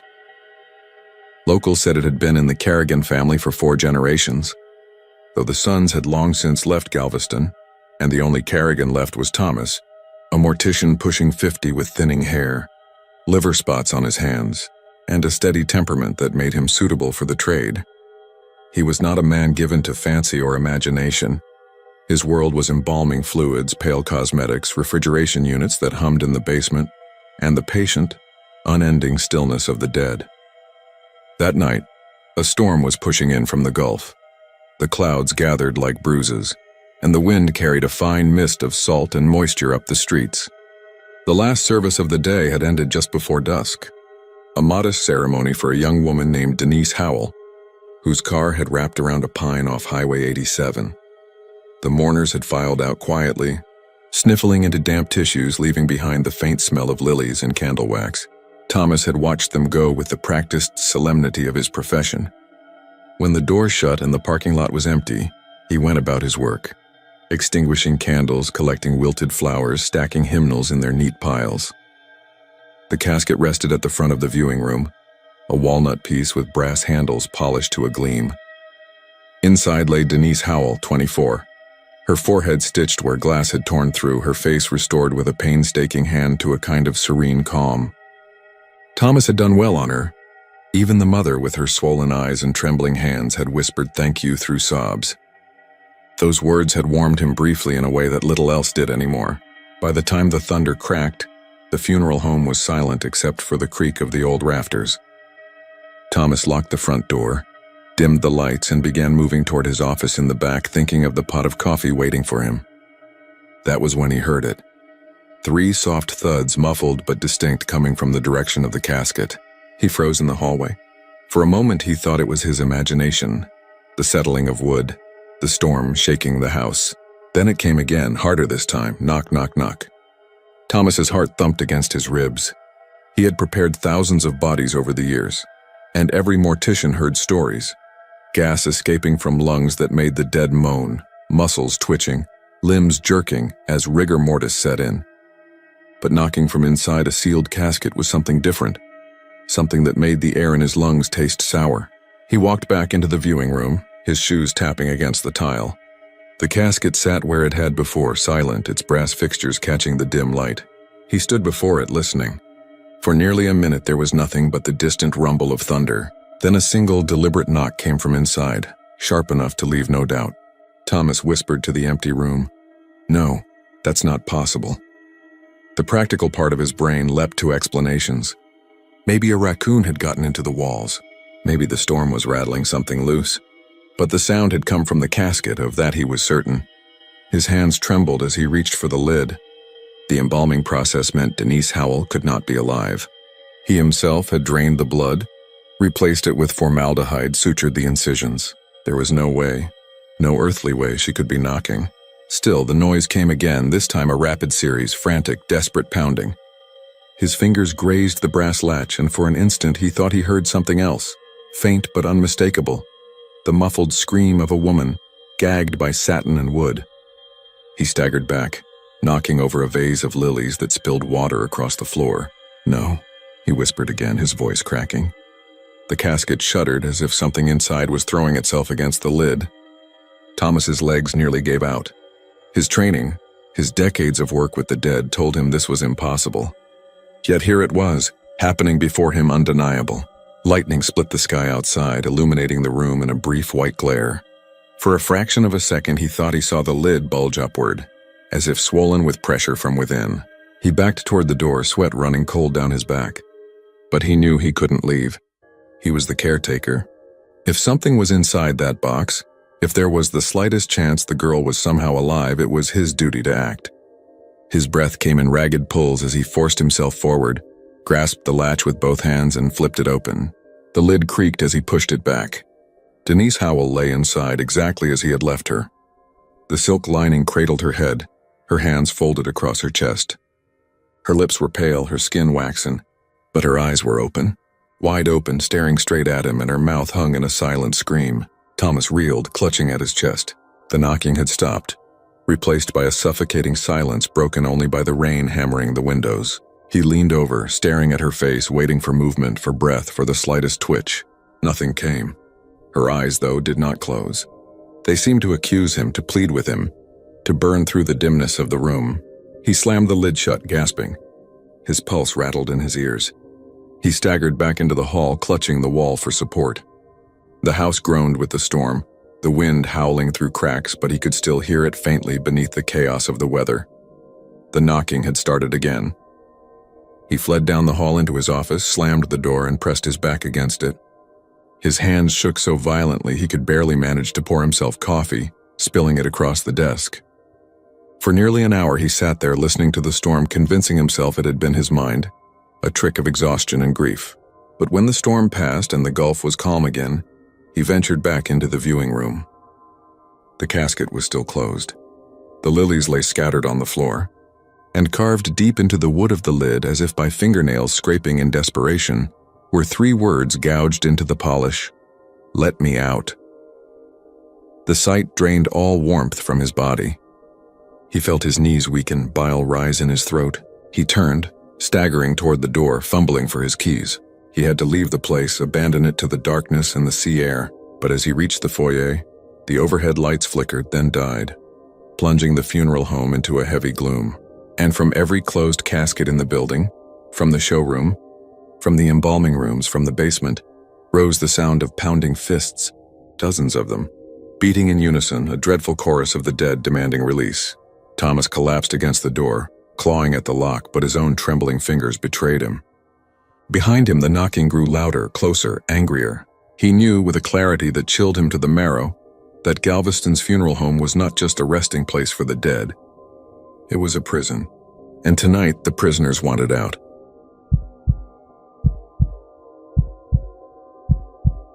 The siren at Huntsville is an old thing, a rusted relic bolted to the roof of the prison's north wing. Its wail is supposed to be unmistakable, a warning that something has gone catastrophically wrong. Escape, riot, fire. But most of the guards working nights had never actually heard it. When it blared at 3:15 that morning, they froze in place. It wasn't the usual high-low oscillation of an ambulance or a tornado drill. This was deeper, metallic, guttural, a grinding scream that cut through concrete walls and rolled out across the piney woods around the facility. It went on for 12 full seconds before choking into silence. Officer Dale Mercer had been patrolling C Block. He said his flashlight rattled in his grip from the vibration. He dropped it, scrambled to scoop it up, then radioed in, voice trembling, asking if they should lock down. The control room dispatcher swore back that no alarm had been triggered. No panel lit, no system was active. Dale said he heard it again faintly after that, only not through the prison speakers. It was as if the air itself hummed, vibrating in the steel rails of the catwalk running along the tier bars. Warden Hargis was woken from his office cot by the noise. He stormed into the control room, veins standing out on his neck, demanding answers. He saw the boards himself. No siren lights, no switches thrown. The system was dead quiet. Yet on the yard, 2 other officers said they saw the security lights flicker off and on in time with the siren's call, like the whole compound had stuttered. It might have ended there, brushed off as a fluke if not for the fact that the siren sounded again at exactly the same time the next night. 3:15 sharp. This time the guards in the towers reported seeing movement beyond the fence line, figures in the dark timber where no man had any business being at that hour. They said the shapes didn't move like escapees or trespassers. They shifted and rippled in a way that made no sense, rising tall, then hunching, then flickering apart like heat haze. The warden threatened to fire anyone who mentioned it again. He said the siren system was disconnected, dismantled a decade earlier, its wires ripped out and its controls sealed. He said anyone hearing it was suffering from fatigue and nerves, but the sound kept coming. Always at 3:15, never a second earlier or later. By the end of the week, 3 inmates in different wings were found dead in their cells. Each one had scratched the same words into the concrete before expiring. "It comes for the living." The scratches weren't done with shivs or nails. The grooves were deep, carved as though with industrial tools down to the rebar beneath. Their fingernails were intact. No skin broken. It was as if their hands had become blades in those final hours. The county sent in a repair crew to silence the siren once and for all. 4 electricians climbed up onto the roof with cutting torches. At 3:15, the siren wailed louder than ever. 2 of the men went rigid and pitched straight off the edge, 30 feet down, skulls breaking open like melons on the yard's asphalt. The survivors swore they hadn't been pushed or slipped. They said the sound drove a spike into their heads, commanding them to leap. The torches remained unused. The warden ordered the siren's remains to be cut down with a crane at daylight. But by then, the rusted thing had vanished. The disappearances began soon after. Guards on overnight watch went missing, leaving behind radios buzzing with static. Inmates whispered of long hands reaching through the bars, pulling men into the shadows, never to return. The sound of the siren was no longer just heard. It was felt in the chest, in the teeth, in the marrow. Some men vomited blood after its cry. Others gouged their ears until they were deaf stumps, yet still claimed to hear it ringing inside their skulls. A retired officer named Travis Holt told me about it years later. He'd been working G-Wing that month, a hardened man who'd done 20 years without flinching at shanks or fires or the worst kind of killers. He said he quit the night he saw the warden himself wandering the catwalk at 3:15, eyes rolled white, mouth open in a silent scream. The siren blared, and the warden simply dissolved into a black mist, his keys clattering to the floor. Travis never picked them up. He left them there and walked out the front gate. No official report exists. The records for that week are missing from Huntsville's archive. Ask around town and old-timers will say it was nothing but nerves, superstition. But if you drive the farm to Market Road past the prison at night, some folks swear they can still hear it drifting through the trees at exactly 3:15, long after the facility was modernized and its alarms replaced. They say if you hear it, you shouldn't stop. You shouldn't look toward the towers even if you see the searchlight swinging across the sky. Because if you do, if you catch a glimpse of the shadowy shapes between the fences, you might not be able to look away. There are stretches of road in Texas where time feels stuck, where the pine woods press too close and the air smells of rot. Huntsville has more than its share. The siren belongs to that air now. It doesn't come from steel or electricity anymore. It comes from the ground, from the long history of pain buried in that soil. And if you're unlucky enough to hear it, you'll understand what those prisoners carved into the concrete with impossible strength. It comes for the living. And when it does, no locks, no walls, no control room can keep it out.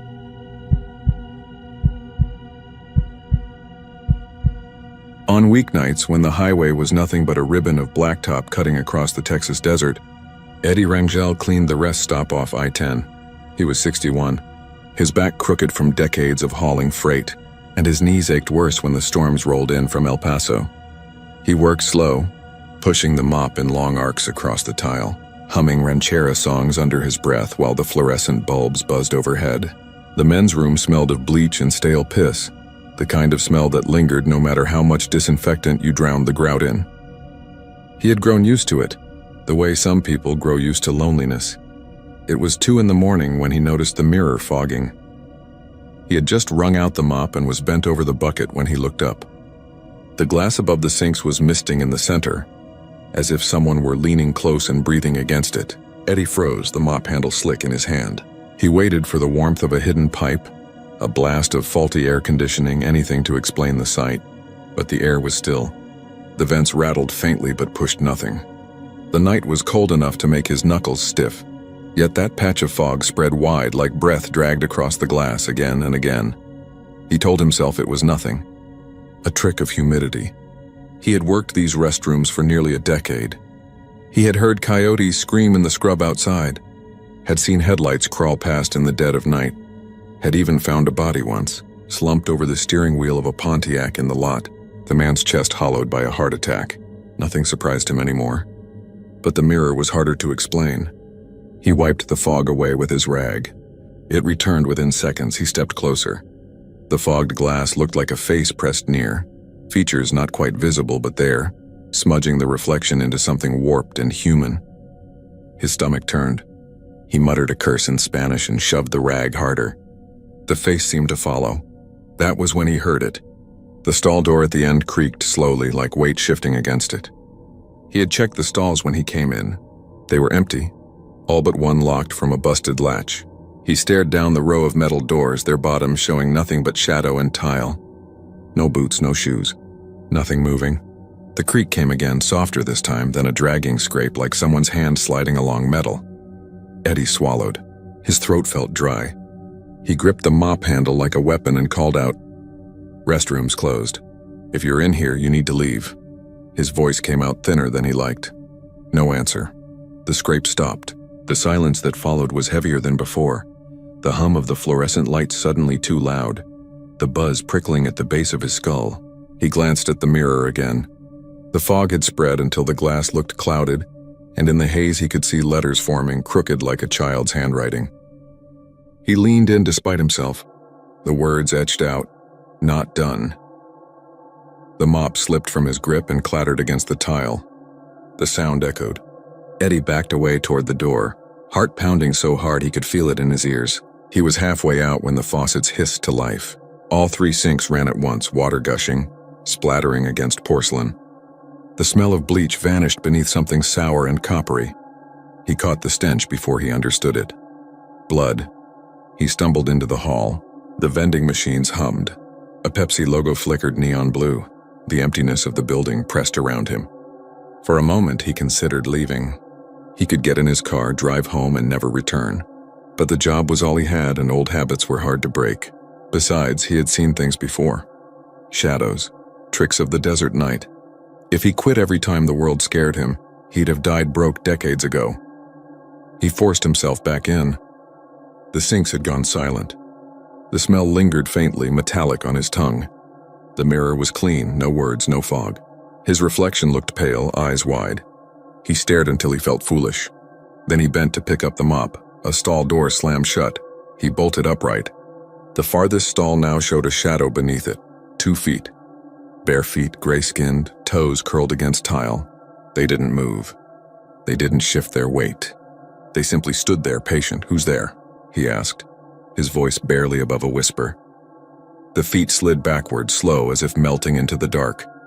Eddie dropped the mop again and ran. This time he didn't stop in the hall. He went straight outside into the desert air, where his car sat alone under buzzing sodium lights.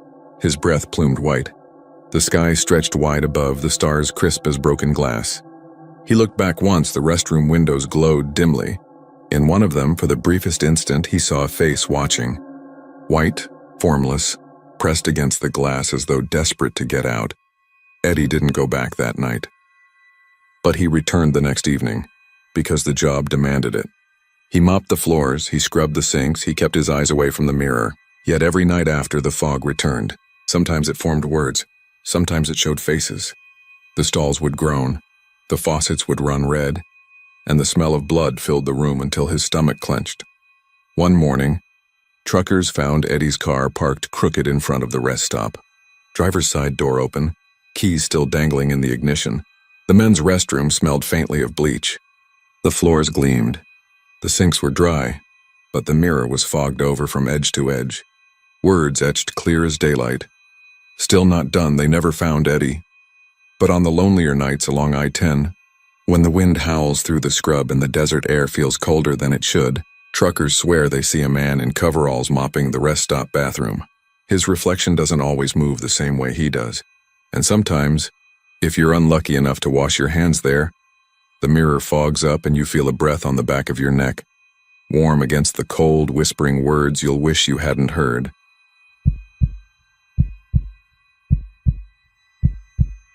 The wind always seemed to howl louder on the north side of Amarillo, where the old St. Jerome Clinic hunched in the dark like a brick carcass no one wanted to bury.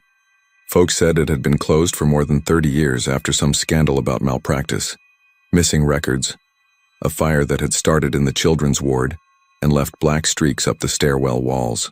People liked to whisper about it at diners, point to it on long drives out toward the edge of town, but nobody went inside. Not anymore. That was my job. I was the night watchman who patrolled it from dusk to dawn. The clinic was built in the 40s and still smelled of mildew and medicine.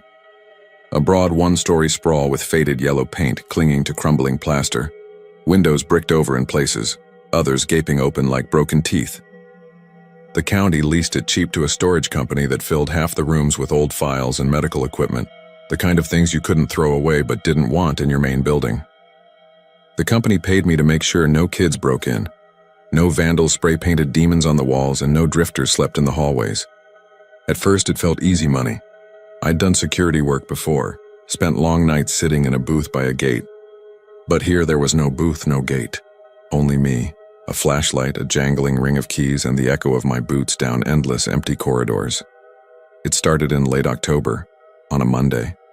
I came in, made my first round past the old reception desk, and froze when my light picked up something bright against the cracked wall.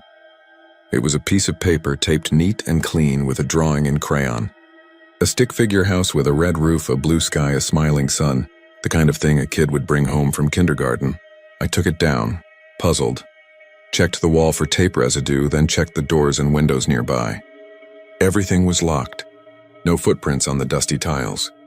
I figured some teenager must have sneaked in earlier, maybe trying to spook me. I crumpled the drawing, shoved it in my pocket, and finished my rounds. The night was uneventful. When I left at dawn, I tossed the crayon picture into the dumpster out back and didn't think about it again. The next night there were 2 drawings, both taped on the wall by the nurse's station. One was a smiling cat with green eyes. The other was a family of 4, holding hands under a rainbow. I took them down, checked again, found nothing. I admit it unsettled me. The tape was fresh, cut clean, not brittle or dusty like something that had been stuck years ago. And the drawings? The paper wasn't yellowed. It was crisp, like it had just come out of a printer's ream. Still, I tried to shrug it off. I was alone in an old building, working graveyard hours. You get tired, your brain makes shadows bigger than they are. By Thursday night, I wasn't shrugging it off anymore. I'd made it routine to sweep through quickly and check for new papers. That time I found 4 taped along the walls of the children's ward. The hallway still smelled faintly of smoke, even decades after the fire. My flashlight beam shook as I leaned closer. The drawings had changed. These weren't rainbows and houses anymore. One showed a stick figure boy standing alone in the dark. Another was of a building with flames drawn in jagged red lines shooting out of the windows. Another was of a hospital bed, a person lying in it, tubes sprouting like roots. The last was harder to make sense of. A jumble of black scribbles so thick the paper was nearly torn. Looking at it made my stomach twist. I pulled them down fast and stuffed them into my jacket. I didn't throw those away. I took them home and left them on the kitchen table, staring at them under the harsh light of my single bulb. My wife had left years ago. There was nobody to tell me I was imagining things. The papers sat there all day Friday accusing me. Friday night I tried something different. I set up an old trail camera I used to use for deer hunting, mounted it on the corner by the nurse's station, pointed down the hall. If some kid was sneaking in, I'd catch him. I walked the place as usual, listening to the creaks and sighs of the ancient building. Sometimes I thought I heard footsteps behind me, light ones, quick as a child's. When I spun around, the beam of my flashlight showed nothing but peeling paint. By dawn, I was bone-tired. I retrieved the camera, eager to prove to myself it was all just trespassers. But when I checked the SD card back home, my skin went cold. The camera had recorded dozens of shots triggered by motion, but every frame was the same. The hallway empty. No person, no movement. Yet on each frame, more drawings appeared taped to the wall. At midnight, there was nothing. By 1 a.m., there was one paper. At 2, there were 3. By 4, the walls were plastered with them. But the camera showed no hand reaching out, no child running past. The drawings simply appeared between one frame and the next. Saturday night, I almost didn't go back. My gut told me to quit, tell the company to find another guard. But I needed the paycheck. My landlord didn't take excuses. So I went, though I carried my revolver now. I told myself it was for wild dogs or some addict who thought the place was a good crash pad. I moved slower through the corridors, my ears straining for any sound. The children's ward was thick with drawings again. I counted 27, all new. My light passed over scenes that made me sweat. Kids with hollow eyes, a doctor's face drawn with teeth too big, beds with no one in them but red scribbles staining the sheets. At the far end of the hall, I thought I saw someone move, a small figure darting into a doorway. I broke into a run, heart pounding, but when I got there, the room was empty, except for one drawing taped low, right at child's eye level. It was of a man with a flashlight, drawn in jagged yellow crayon. His mouth was a wide O, like he was screaming. I tore it down and left, fighting the urge to sprint all the way to my truck. I didn't sleep that day. The sound of kids laughing seemed to echo in my trailer, faint, far away. When the wind rattled the screen door, I jumped. Still, I went back again Sunday. I had to know. The place seemed darker than usual, the power from the few security lights flickering. I walked past walls plastered with papers, my flashlight beam trembling. Then I noticed something I hadn't before. Some of the drawings were moving. Not the paper, not fluttering in a draft, but the images themselves, stick figures shifting, faces twitching. I blinked, rubbed my eyes, but when I looked again, one of the children's faces had turned toward me. Just a smear of graphite and crayon, yet its eyes followed my light. The little mouth curved into a grin. My knees went weak. I staggered back, my shoulder brushing the wall, knocking more papers loose. They fell around me in a flurry, dozens of them, hundreds maybe, drifting down like snow. In the quiet of that abandoned clinic, I swore I could hear them whispering as they fell. The faint sound of children's voices, chanting something I couldn't understand. That was the last night I worked there. I left my keys and badge on the desk and never went back. The company called for a while, but I didn't answer. A few weeks later, I drove past the clinic. From the road, I saw color in the windows, bright and fluttering. Even from that distance, I knew what it was. The glass was covered in children's drawings, taped up from the inside. Houses and cats, fire and screaming faces, all staring out at the highway. I drove faster and I didn't look back. Would you like me to push this story further towards supernatural horror, with the drawings becoming a physical threat, or keep it grounded in psychological dread?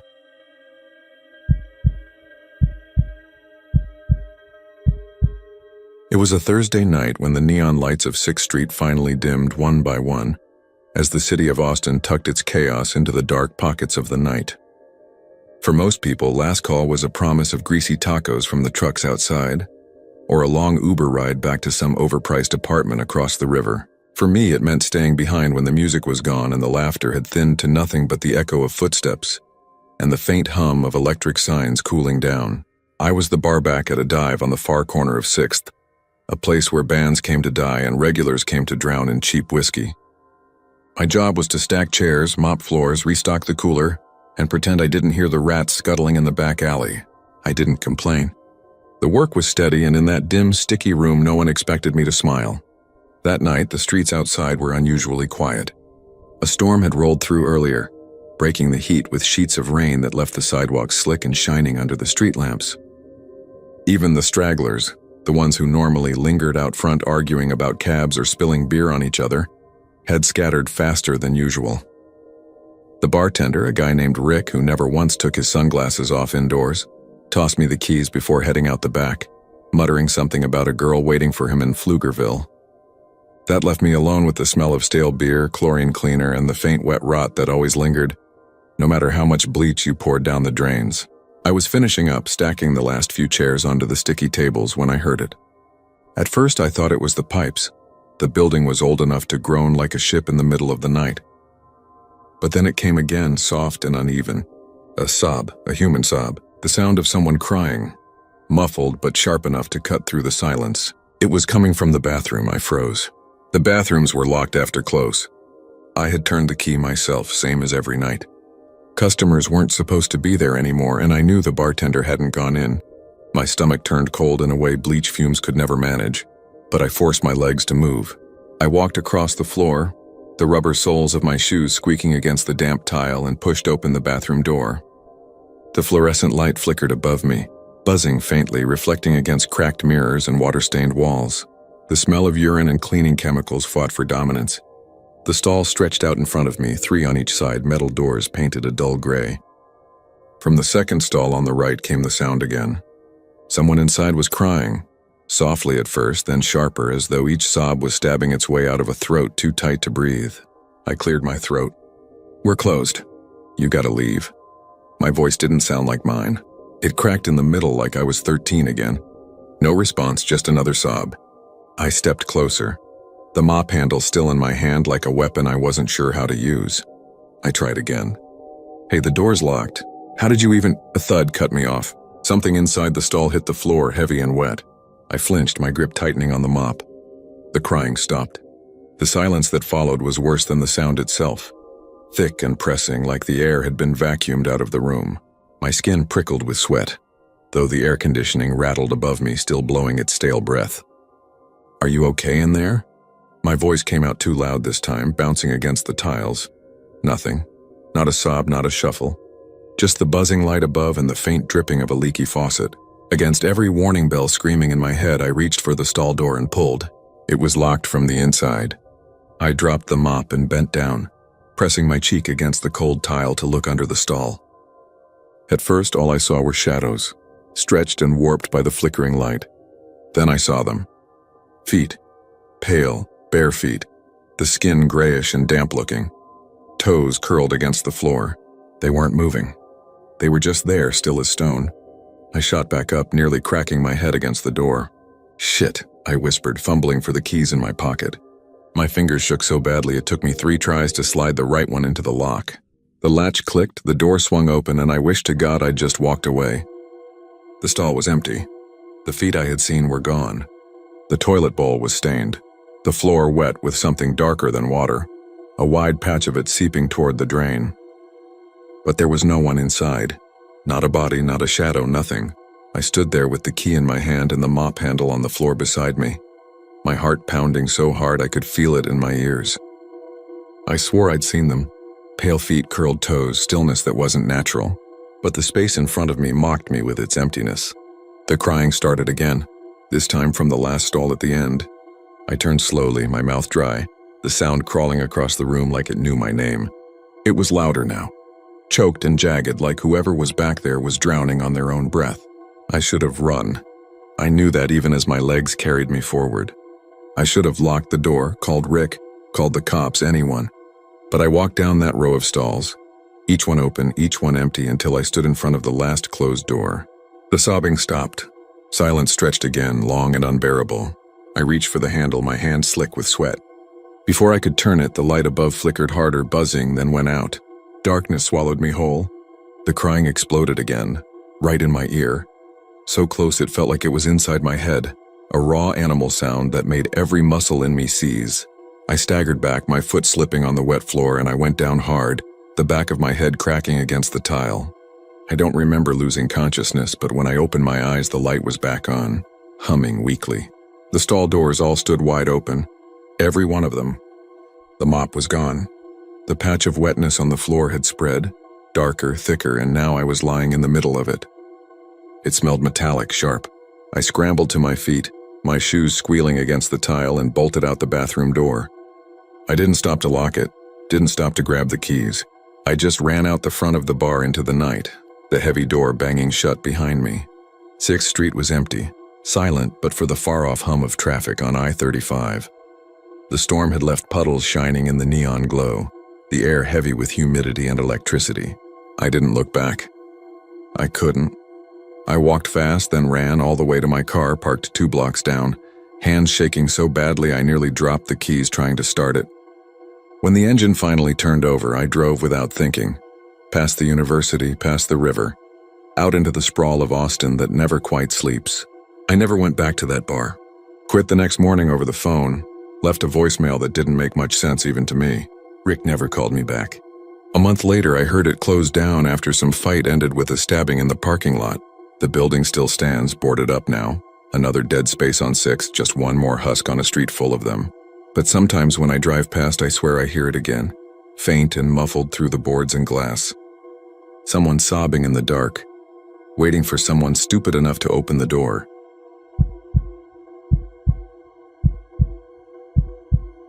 The tower rose out of the flat pine wood clearing like a blackened skeleton against the gray evening sky, a metal rib cage spiking upward, red warning lights blinking faintly through the mist. It was always damp out here east of Tyler, especially in late fall when the fog rolled low and thick, turning the 2-lane road into a corridor of headlights and smeared reflections.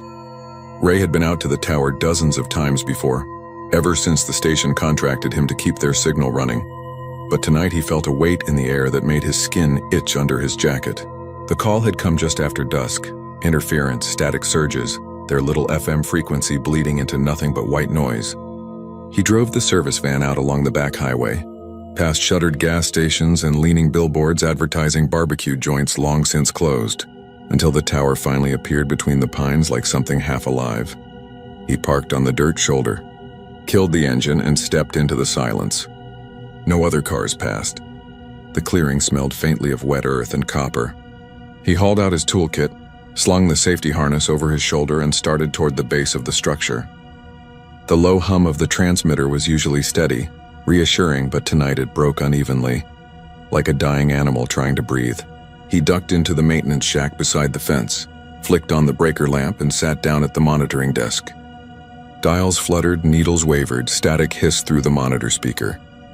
He adjusted the tuning, muttering to himself, listening for the frequency's heartbeat to normalize. Instead, he heard his name. At first, it was buried deep under the hiss.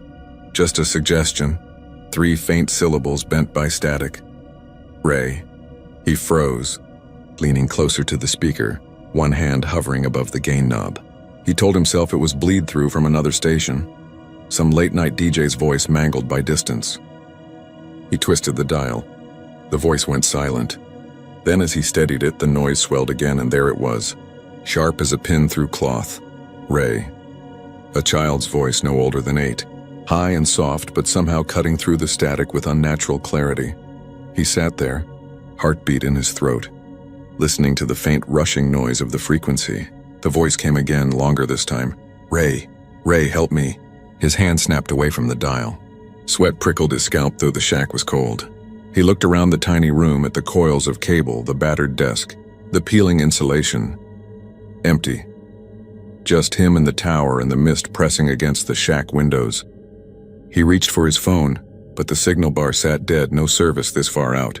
He cursed under his breath, forced himself to focus. A malfunction, that's all. Audio artifacts. Interference patterns. He'd studied signal behavior for 20 years. Knew all the ways noise could mimic the human ear's expectations. But deep down he also knew this didn't sound like mimicry. It sounded like someone who knew his name.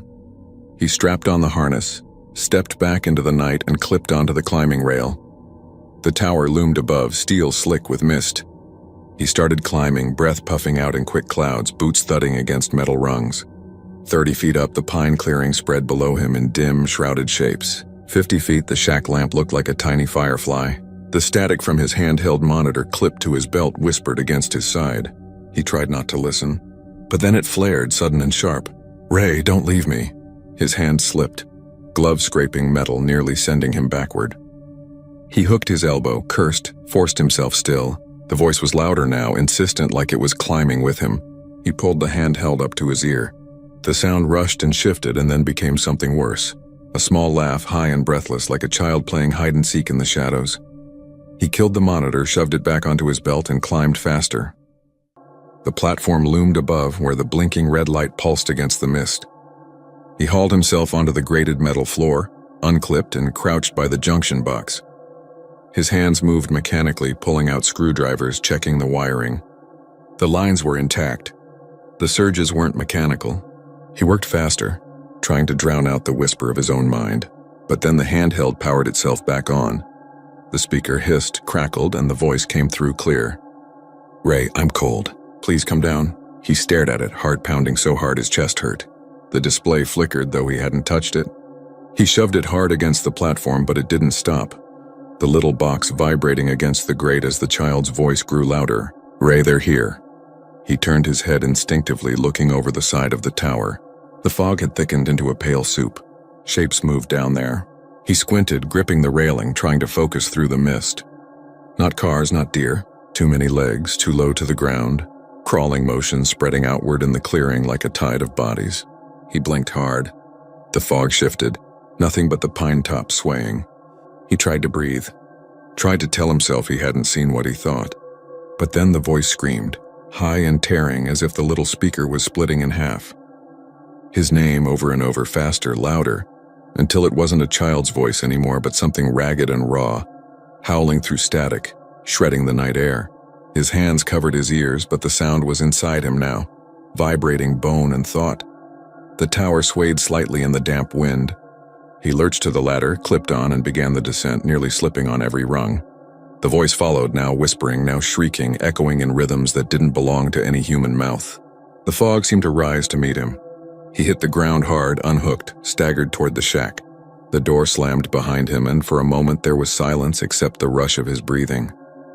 He leaned against the wall, hands shaking as he reached for the desk radio. He twisted the knobs, trying to push through the frequencies, hoping to anchor to something real. But every band was the same, static, then laughter, then his name. Sometimes a child, sometimes an old man, sometimes something that had no age at all. "Ray, Ray, Ray." He yanked the power, but the speaker kept running. He smashed it with the wrench from his kit.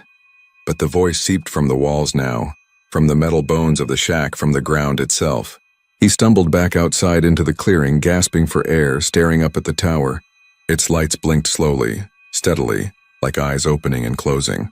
The voice filled the fog, circling him, dozens of mouths, children calling, "We're here, we're cold, come with us." The mist pressed tighter, shapes swimming inside it like pale fish in a bowl. Ray tried to run to the van, but the ground softened under his boots as if the dirt itself had turned to static. His legs sank, each step heavier, until he could barely lift his feet. The white fog rolled over him, cool and wet, filling his nose, his mouth, and then the voices rose as one, a tidal chorus tearing through his head, drowning everything else. When the van was found 3 days later, the key still dangled from the ignition. The shack lights burned until the breaker failed. The tower's signal returned on its own, clean and clear, the music flowing again across East Texas highways. But on nights when the fog presses low across the pines and radios slip for just a second into white noise, drivers swear they hear a child's voice behind the static, calling a name they don't know, over and over, begging for help that will never come.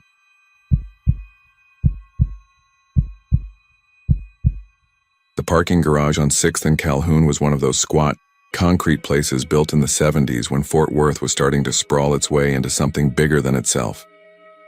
The kind of structure no one notices in daylight, but that takes on a quiet menace after sundown. I worked there for years, overnight attendant, making my rounds on foot and keeping the little booth warm with black coffee that tasted like tar. Nights were long but predictable. College kids stumbling back from bars, tired nurses dragging themselves home, the occasional drunk sleeping it off in the stairwell. You got used to it, the quiet rhythm of the place. Then there was the truck.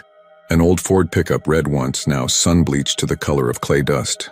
Dent in the driver's side door, back bumper hanging loose on one end, and a bed coated in a film of powder so thick you could draw your finger through it. The license plate was the thing that made my stomach twist.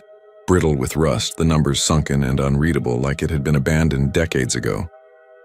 I'd checked it against the system one night out of curiosity and found the registration canceled back in '93. But every night around 2 in the morning the truck came rolling in, engine coughing like a man trying to clear his throat, headlights yellow and weak. It always went to the 3rd level, the far back corner. Never missed. I never saw the driver. The windshield was always too dark, even with my flashlight angled right at it. Once I thought I caught the outline of a man, head tilted forward like he was nodding off, but the glass warped it in such a way that I couldn't be sure. I tried to follow it a few times, keep pace up the ramps, but the sound of the engine always drifted just ahead of me, echoing in that hollow way that makes direction impossible. By the time I'd get to the third floor, it would be parked neatly in its spot. Dark, silent, and empty, every time. I told myself it was someone's idea of a joke. Maybe an old wreck towed in by some kid who thought it was funny to leave it there. But then why did it move every night? Why did I see the dust trail on the concrete, those prints of old tires crumbling to powder? One night I leaned close to the hood. It was warm, faintly ticking from heat. That was the first night I started locking the booth door. By the third week it was gnawing at me. The routine of it, the way it came without fail. I started keeping notes, times, and patterns, writing down everything I could. 2 a.m, every single night. Always the third level. Always the corner by the far wall where the fluorescent light flickered, buzzing like an angry wasp. No matter what else was happening in the garage, sirens outside, drunks yelling from the street even when the whole place was empty, the truck showed up. One night a storm blew in hard off the plains. Rain hammered the roof so loud it drowned out the city, and lightning lit up the garage in strobe flashes. I was sure the truck wouldn't come. Nobody drove in weather like that unless they had to. But at 2 sharp, through sheets of rain, the headlights bloomed in the entrance. Weak, yellow, straining through the downpour. I watched it crawl past, tires hissing on the wet concrete, and vanish up the ramp. When I went after it, the corner was empty. No truck, no sound, just the buzzing light. When I came back down, the entrance gate had reset itself as if nothing had come through. I should have quit right then, should have walked out and never looked back. But something about the way it happened, the way it seemed to erase itself, pulled at me like a hook under the skin. I had to know. The following night I hid on the 3rd level, crouched between 2 SUVs, flashlight off, heart thudding in my throat. The garage was silent except for the hum of the sodium lights. Right on schedule, the engine coughed its way up the ramp. I gripped my knees and leaned forward, waiting. The truck turned into view, slow as a hearse, tires whispering against the concrete. It rolled into its corner, headlights dimming, engine choking into silence. The driver's door creaked open. I held my breath, waiting for someone to step out. What climbed out of that truck was not something I'll ever be able to forget. The figure had a man's shape, but the movements were wrong, jerky, as if the joints didn't know how to work. It pulled itself upright, head still bowed, and stood there in the flickering light. The rain had cleared, but the smell of wet dirt rolled off it, thick and cloying like a fresh grave opened too soon. I remember the sound more than anything, the rasp of breath like dry leaves scraping together. I dropped my flashlight. The clatter echoed like a gunshot, and the thing turned toward me. That was when I saw its face. Dust clung to it the way it did the truck, caked in the cracks of gray skin that looked brittle as paper. Eyes sunken, dark holes that caught the light but didn't reflect it. The mouth sagged open, teeth brown with soil. It raised one arm, stiff and trembling, and I swear I saw strips of dried grass hanging from its sleeve. I bolted. My legs didn't feel connected to me, just pumping wild down the ramp past levels that blurred together. Behind me, the cough of the engine started again, echoing through the structure, chasing me with its steady crawl. I hit the booth and slammed the door, twisting the lock with hands that barely worked. The engine idled outside for what felt like hours, the lights spilling across the asphalt, washing the booth in sickly yellow glow. Then silence. When I worked up the courage to look, the garage was empty. No lights, no truck. I called in sick for 3 nights after that. When I came back, the manager mentioned a smell up on the 3rd floor, said it stank like a dead animal, though they never found one. I didn't ask. I started carrying a flask, anything to dull the nerves, and forced myself through the nights. The last time I saw the truck was a Thursday. It didn't come in at 2. I waited, sick with dread, staring at the entrance until my eyes burned. At 3:30 I heard it. Not from the ramps this time, but from behind me. The cough of the engine rolled up out of the stairwell, closer, level by level, until it was right outside the booth. The headlights flared against the glass, and in the glow I saw the figure pressed to the window, face cracked with soil, mouth working slow like it was chewing on something that wasn't there. The sound of breath filled the booth, though I knew the door was shut. My notes, all those pages I'd written, fluttered off the counter like a wind had come through. Then darkness. When I woke, it was morning. Sunlight streaming through the booth. My notes were gone. The manager asked if I'd fallen asleep, but the look in his eyes told me he knew I was lying when I said yes. He didn't ask again. I still don't drive through Fort Worth at night. If I see an old red pickup on the highway, I take the next exit, no matter where I'm going. I moved 2 towns over, gave up night work entirely, But sometimes I wake in the small hours convinced I hear the cough of that engine outside my window.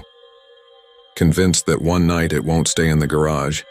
It'll be waiting at the curb, dust settling on the asphalt and something in the cab waiting for me to open the door.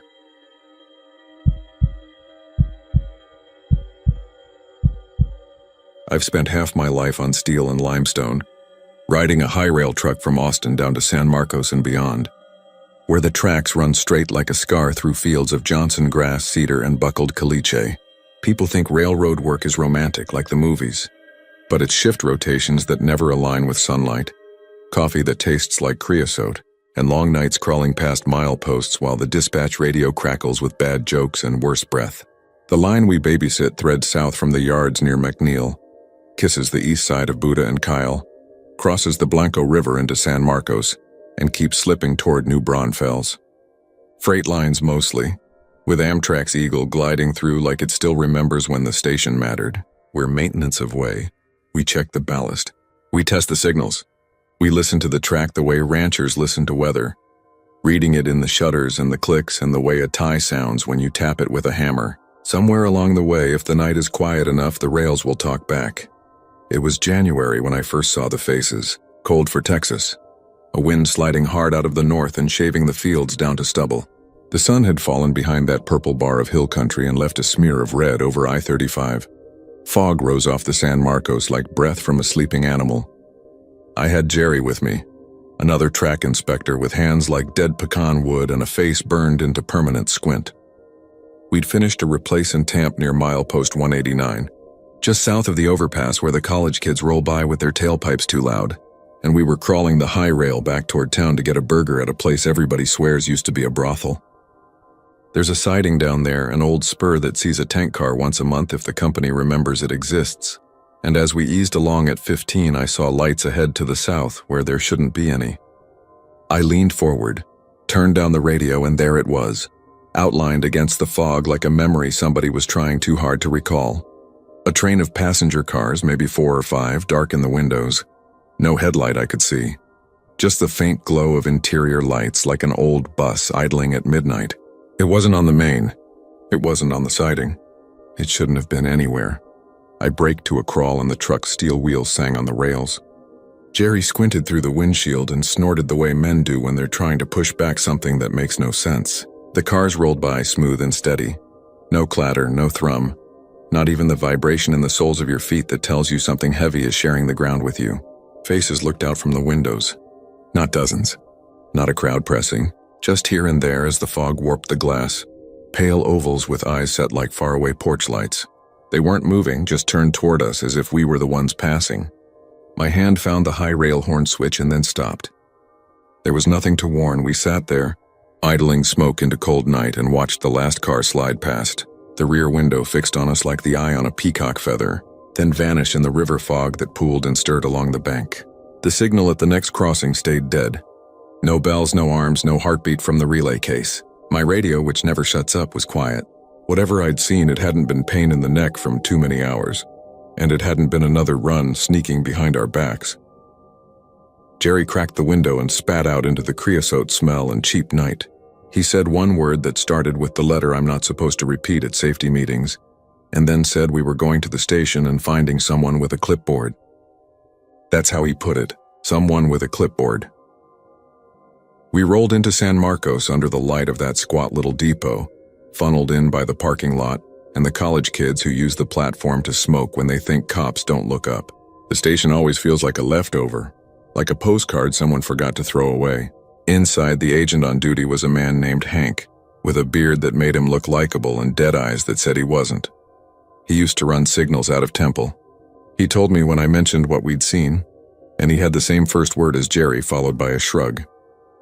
Amtrak came through at 6:32 southbound and 10:12 northbound most nights, and the freights had been anemic all week, waiting for outbound loads in Round Rock.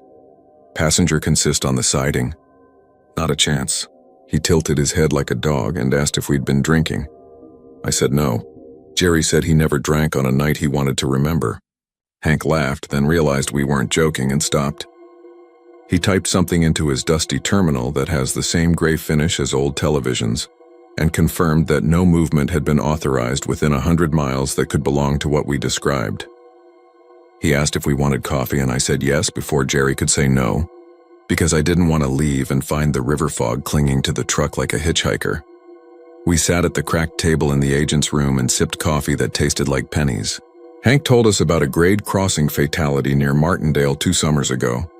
A woman who swore she was racing a train that wasn't there, and then he stopped himself, eyes going to the door like he'd broken a rule. He asked what the faces looked like. I started to say I didn't know when something slid cold behind my eyes, and I said, they looked like people who had been waiting too long. I didn't know what that meant. Jerry got quiet, which wasn't normal. He looked at his hands. Hank said dispatch wanted us to go back and take a photo if we saw it again, in the way people want you to take a photo of a house fire to prove it burns in color. We went back out, rode the line north to Kyle and back, then south over the river again, and all I saw was fog, survey stakes, and my own headlights turning the steel into a snake. Work started again. There were joints to weld and a cold box at a crossing bungalow that needed a reluctant kick. We let the faces fold back into the night like a trick of bad caffeine and colder air. Days slipped. The cold lifted into a run of bright blue afternoons that made the Blanco look like glass. We did a run into Buddha for a saw cut, and the smell of breakfast tacos haunted the truck until noon. The nights came back anyway, long and thin, the color of old bruises, and I took the southbound shift because sleep wasn't my friend. That's the thing you don't tell new hires. The tracks get into your breathing. The cadence of wheels becomes something you pace your heart to, and on the days you're home and your wife says you're blinking weird and asks if you're listening, you realize that you are waiting for a signal you can't hear unless you're out where the rails are. I saw the train again 3 weeks later. Not the same exact spot, a little north this time, between the soap plant spur and the chain of storage units that looked like a graveyard of shipping containers. The fog wasn't as thick. The air had that chalky January taste, and you could hear tires on 35 like someone rubbing sandpaper. The passenger cars drifted along the ground like they weren't attached to anything. And again, there was no horn, no crossing arms, no rumble. The windows were dark, but the faces were there. The first one I locked eyes with was a woman with a flat stare, middle-aged, hair parted down the middle the way school teachers used to do it. Behind her, a man leaned into the glass. A shape of a man, really, the features vague, but the idea of them intense as a smell. My fingers dug into the wheel. My throat tightened. The last car passed, and I saw someone standing in the rear vestibule. Half-turned, one hand up as if holding a strap that wasn't there. And I swear to you, I saw that person tilt their head, curious, like they'd seen something in me to puzzle over. I could have told myself it was a reflection. The high rail's interior light or a light across the field. I didn't. I stopped the truck where the ballast spills into grass and cut the engine. The night came down on me like a lid. I walked to the rails and laid my hand on the web of one, my palm flat against cold steel. There's always a residue of heat if a heavy train has just passed, a thickness to the metal like it's remembering friction. The rail was cold as a well bucket. I took my phone from my pocket and stood there like a tourist waiting for a ghost to do parlor tricks. Nothing came. Nothing moved. The units at the storage yard hummed. A dog barked from a trailer court beyond the low trees. When I finally exhaled, it fogged around my face and slid away to join the river. The next day, the yardmaster out of Austin called me on my break and told me to quit telling people I'd seen things. He said it kindly, but with the weight of a report behind it, like someone up the chain wanted it to stop. I told him I hadn't told anybody except the agent at San Marcos because we had to, and Jerry because he'd been sitting beside me, and my wife because she could always tell when I was holding something behind my teeth. The yardmaster paused and said my wife wasn't on the list of people we had to keep quiet. Then he asked if I was sleeping and if I needed a day off, and that was when I knew there was a list somewhere with my name on it. I said I was fine. I went to the yard that night anyway. There are stories along the line. I found that out after the second sighting.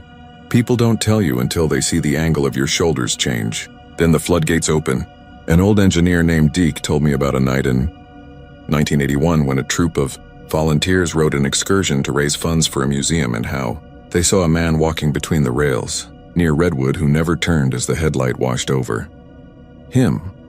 An operator near New Braunfels said she'd taken 3 separate calls over 2 years from drivers, insisting there was a train stopped on the crossing with no lights and no noise. But when she rolled the cameras back, there was nothing on the feed but a smear of gray, Most of them laughed while they spoke because that's how you handle it if you don't want to catch a bad luck that sniffs around and keeps following you home. One night at a bar off Hopkins with a pool table so warped it made everyone feel better about their shot. A woman set a whiskey in front of me and leaned down to tell me her brother drowned in the Blanco in 1998 when floodwater took a work truck off Post Road. She said he hated trains. She said if she ever saw a train at midnight with faces in the windows, she'd know who it was coming for. Then she laughed and leaned away and never looked at me again. The third time I saw the train, I was alone. Jerry had busted his hand trying to wrestle a stubborn pin and was home with a splint and a bottle of pills he swore he'd flush. I was humming the way you do at 2 in the morning when you're trying to keep your bones awake. A wordless drone that my wife says is the sound my father made when he used a grinder on a length of pipe. The night felt scraped clean. The moon had slipped behind a cloud you could see even in the dark, and every light along the line seemed to hang farther from the ground than it should, like drunk stars. At milepost 191, the track swings just enough to remind you it was laid by men who worked around landowners and bad dirt. On the inside of that swing is an old fence with faded signs for a roofing company and a church that moved to a shopping center 2 years ago. I rounded that swing and saw the glow ahead, the same low interior simmer, the same suggestion rather than declaration. I didn't stop the truck this time. I rolled slow and watched as 4 cars slid past, and this time as they went, I saw something it had taken me weeks to understand. There were no trucks, no wheel sets. The cars floated, or maybe they didn't. Maybe the fog was simply thick at the base of the cars and my mind made that leap because it was ready to, well, train on fear the way we are. But once the idea took hold, it stayed. The faces looked at me again. People always do that on trains. We stare out when we travel. It's a human version of the horn we blow at grade crossings, a low hello to the world we pass. But these faces weren't broadcasting a hello. They were absorbing a question. They were waiting. My hand went to the dash camera and found the switch. The red dot blinked. When the last car drifted by, I stepped on the brake and the dash cam recorded me sitting there with my hand shaking on the wheel. Then, as if the night had been waiting for that dot to go out, a voice came through the radio with a hiss of static. It wasn't dispatch. It wasn't anyone on any frequency I know. The voice said my name, not my last, my first. Then it said I should look under the river. I don't scare easy. You can't keep this job. You spend too many hours inches from heavy metal that can make you a chalk outline. But my skin went cold so hard my jaw clenched. I turned the radio off. I turned it back on. The voice didn't come back. I pressed my thumb and forefinger into my eyes until stars sparked. Then I changed gears and rolled toward the Blanco because that's what the line does. It insists. It says forward. The river has a way of making its own weather at night. You roll onto the bridge and the air thickens and cools and the smell turns green. And you remember that the city marketed its springs with glass-bottom boats and that history is just the things we turned into a brochure. I stopped the truck in the center of the bridge. I know, it's not allowed. I made sure I had track authority because I'm not suicidal. There was no train due until the Eagle slipped north from San Antonio hours later. The water hung beneath me like a sheet. I got out with my flashlight and walked to the rail. And for a second I thought I saw something rise under the water. A shadow in a clear place. The way fish movements look larger than they are. The Blanco is shallow most spots. You can walk across it with your jeans rolled in summer. But I knew the deep pockets. The places where limestone has cupped centuries of rain into a secret. That shadow could have been anything.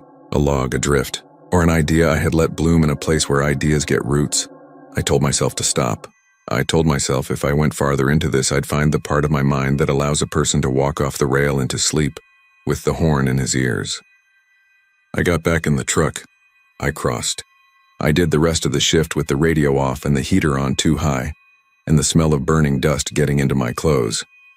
The next morning, off shift, I was in my kitchen with coffee and the slow rattle of someone dragging a garbage can down a driveway somewhere out in the neighborhood.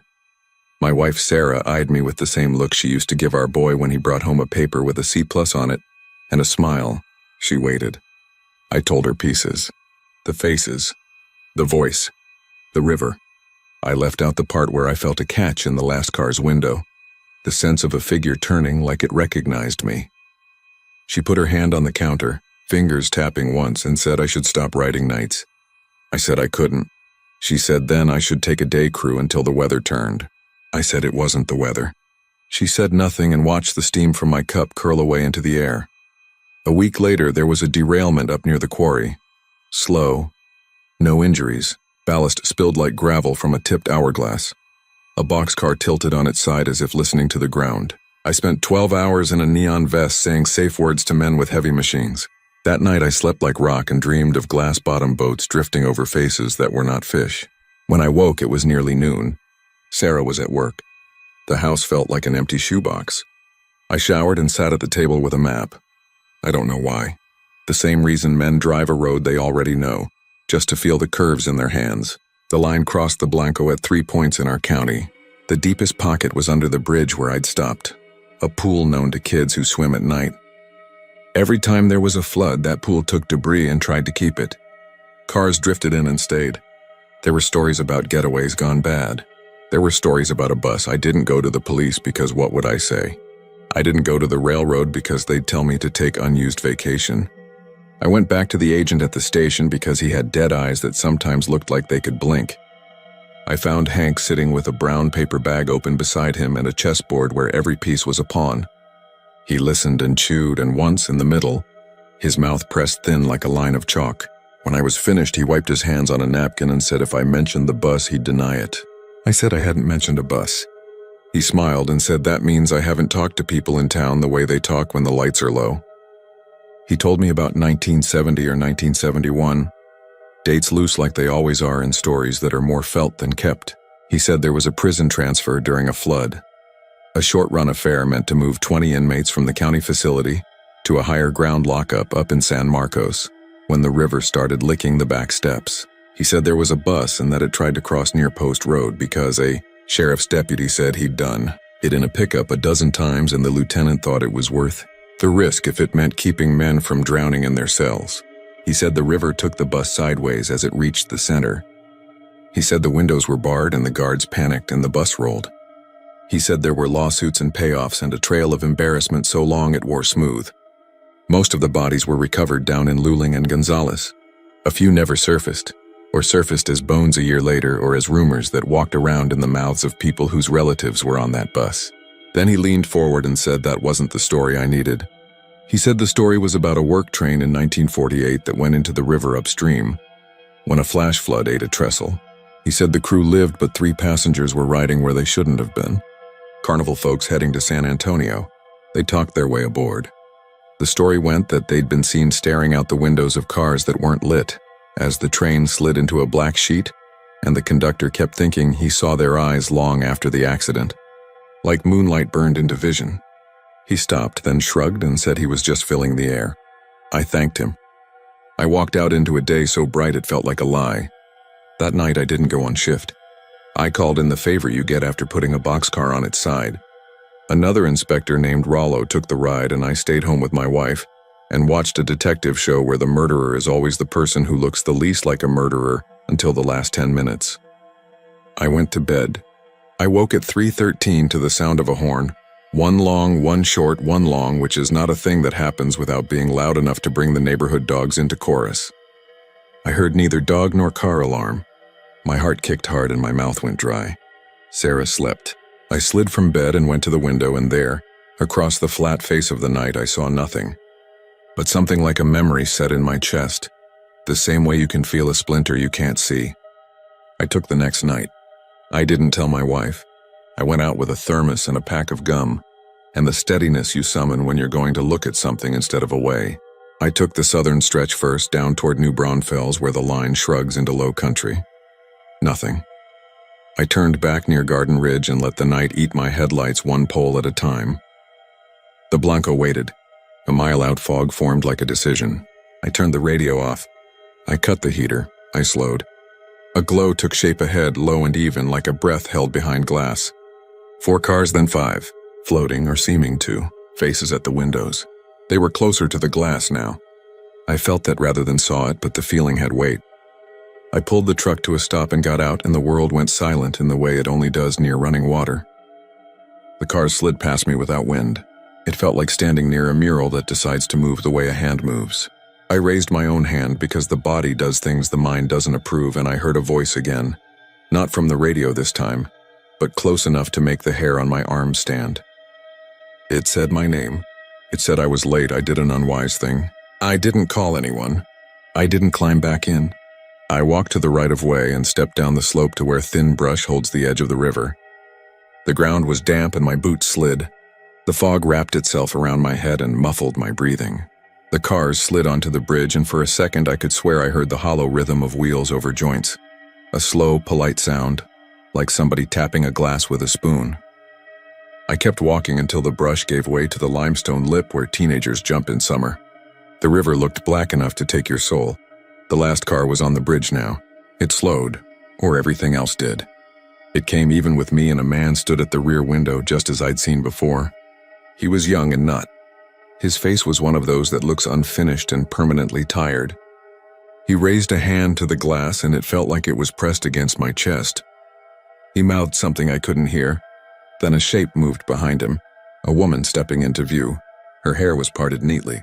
Schoolteacher hair. She looked through me the way doctors look through x-rays. Her mouth didn't move. Her eyes did. They went from my face to the river and back. I turned my head and looked down because there was nothing else to do. The surface broke.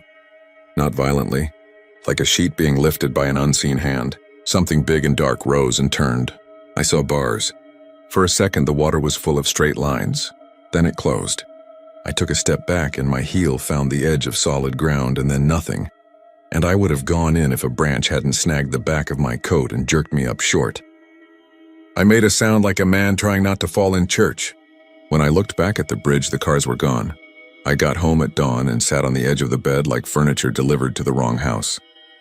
Sarah woke, sat up, and her hand found the back of my neck the way it does when she wants to bring me back into the room. I told her I needed one promise.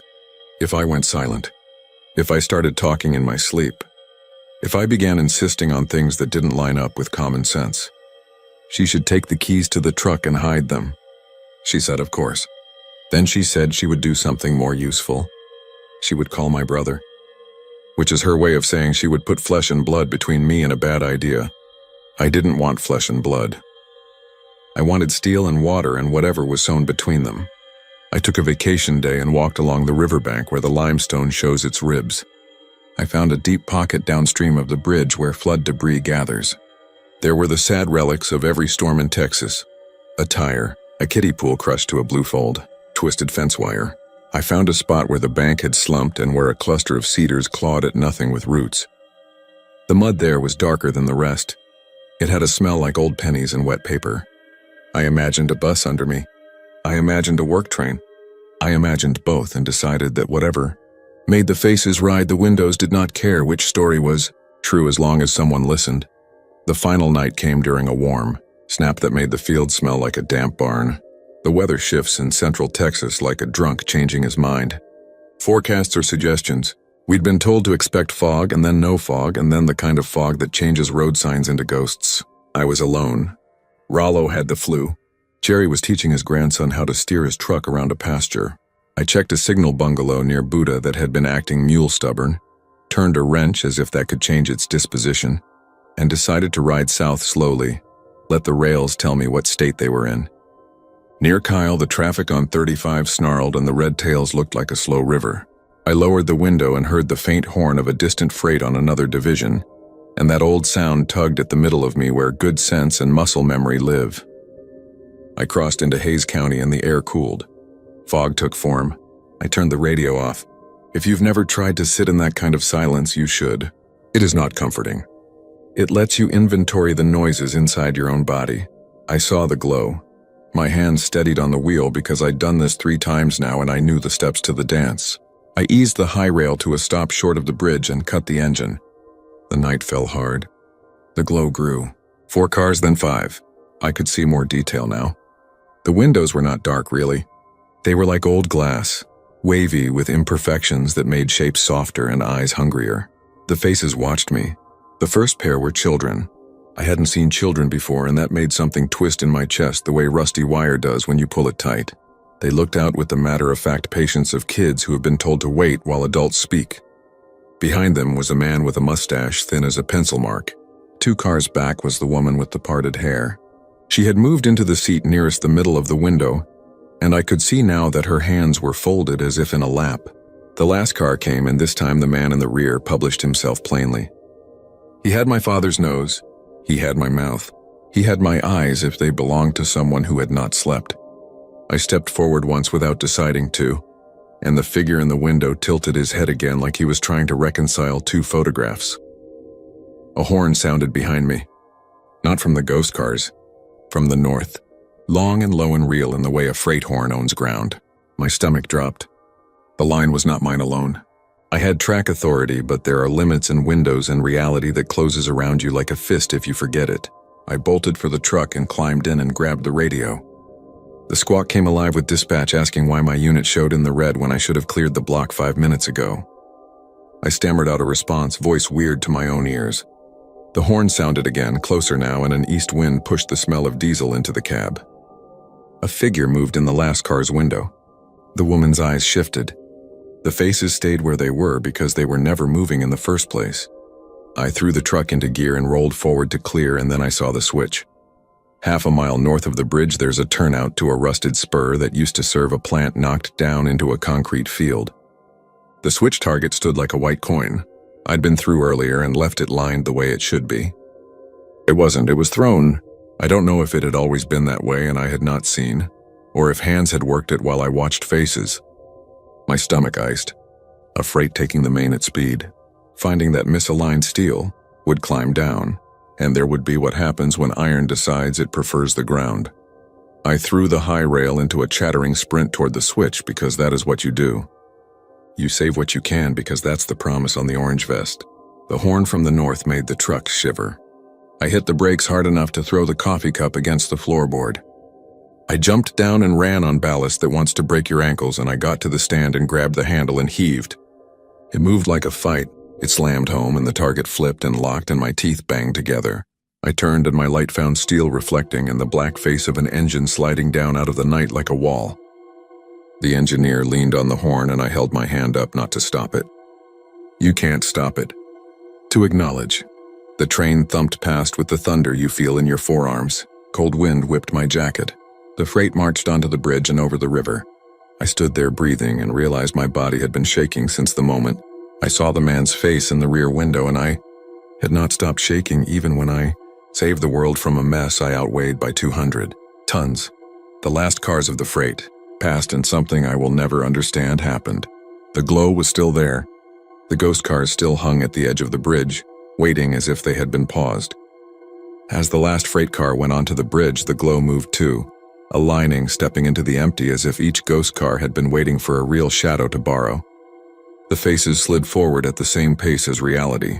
For a second, 5 real cars and 5 not real cars shared the span. The sound was wrong, and then it was right, and then wrong. A pressure built in my ears like the moment before you dive. The faces looked out through the steel of the living freight and through me and through the river. And I smelled creosote and cold iron and the green breath of the Blanco, and underneath it all the copper of blood. When the last of the freight cleared, the glow cars rolled off the bridge into the fog, and in that moment the air broke. I felt something push past me like a crowd entering a stadium. I staggered. The horn blown by the real engineer faded to a complaint.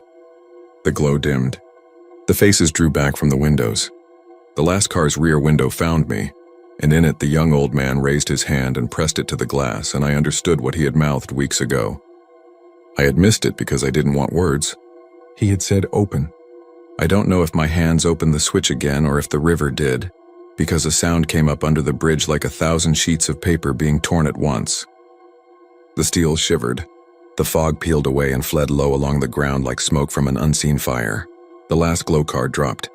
Not a fall, a slide. A surrender. It went down into the water with a grace that broke my heart. The faces did not scream. Their mouths did not open. They simply watched me with patience turn to completion. The car went under. The glow returned to water as if that is where glow belongs. The river closed like a wound deciding it is done bleeding. I stood a long time with my hand on the switch stand. Dispatch barked my name 3 times before I answered. I said a deer had spooked me and I had checked the switch to make sure the animal hadn't smacked against it and thrown it wrong. Dispatch told me not to go soft in the head like the old-timers. I agreed with anything he wanted me to agree with. I climbed into the high rail and rolled the wheels off the rail and onto rubber, and took surface streets back to the yard where I signed forms with a hand that wouldn't stop trembling. I didn't tell Sarah. She wouldn't have believed me, and she would have believed me too much. Both would have meant sleeping alone in our house in different ways. I showered at the yard. I put my vest in a locker that belongs to nobody. I went to the river at noon, when it looks like a postcard again, and stood by the lip of limestone where teenagers jump and men come to try their luck with cheap rods. The water was clear and blue and indifferent. Beneath it, in the dark pocket where silt turns to a drift and stays, was a suggestion of a shape that could have been anything. Bars. Straight lines. A car that is not a car. I gave the river a long minute. Then I said my name out loud and the name of the man I had seen in the glass, which happened to be my own. At night now, when the heater shudders and the world goes quiet enough to count each other's breaths, I sometimes hear a train. The horn is right.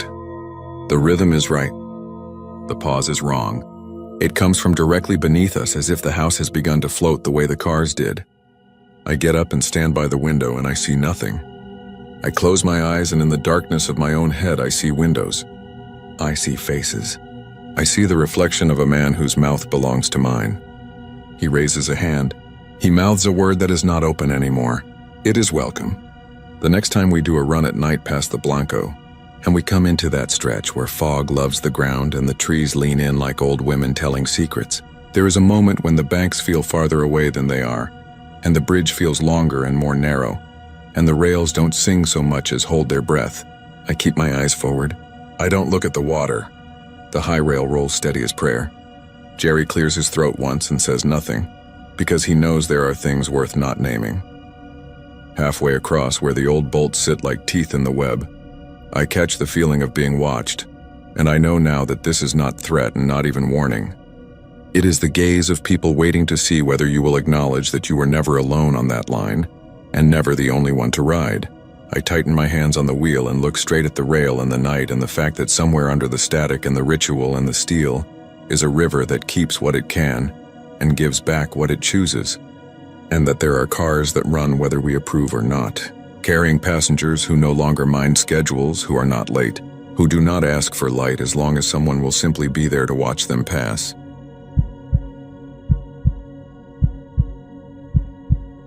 They got the call a little after 2 in the morning, when Beaumont is as empty as it ever gets and the refinery stacks throw pale flame into the sky like candles that won't blow out.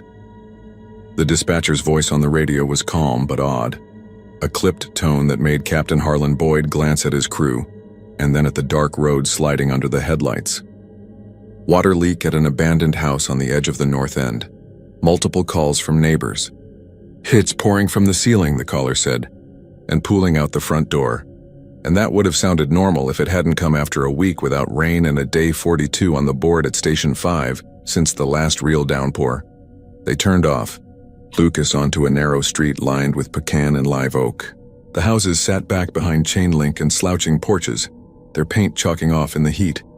The yards heaped with storm-dropped limbs and plastic toys gone brittle.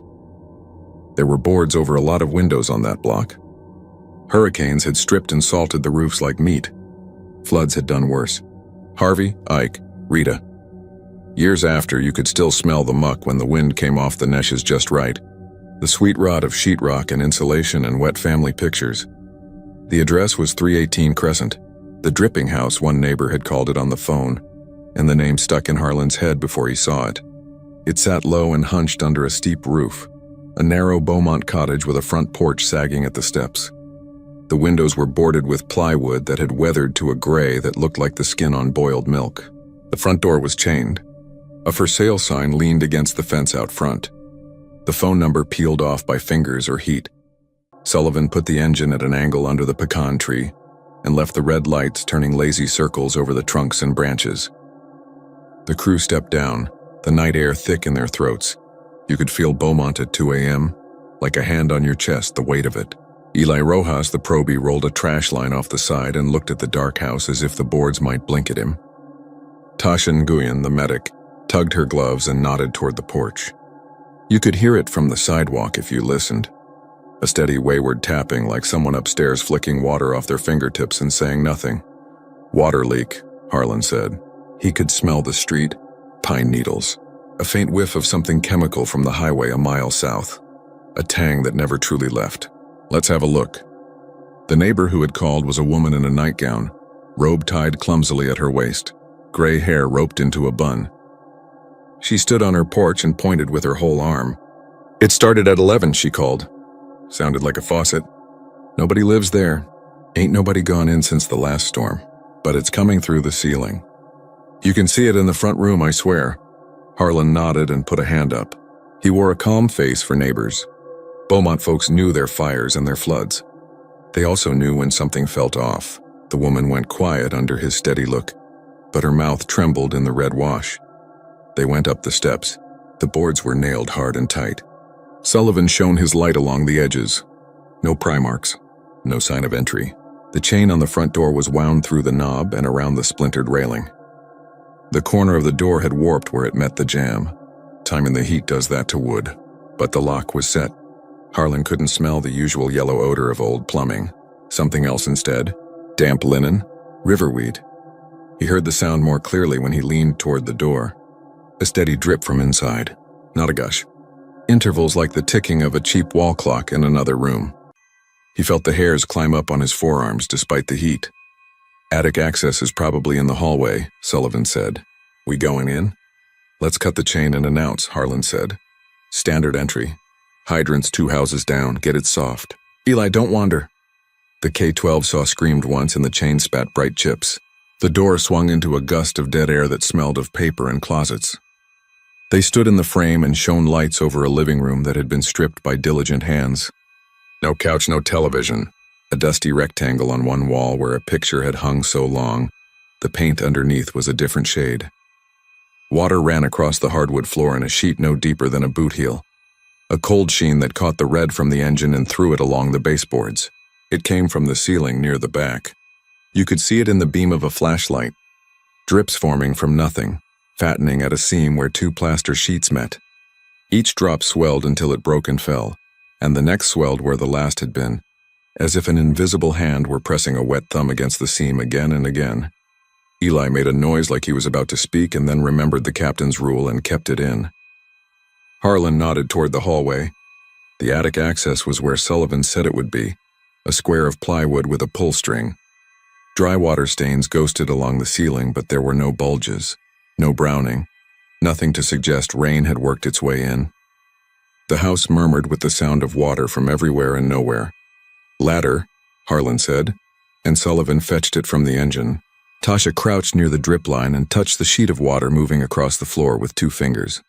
She rubbed the moisture between her glove and her palm and looked up at Harlan. "It's cold," she said. "I tap. Not from a water heater. And it doesn't smell like pipes." "What does it smell like?"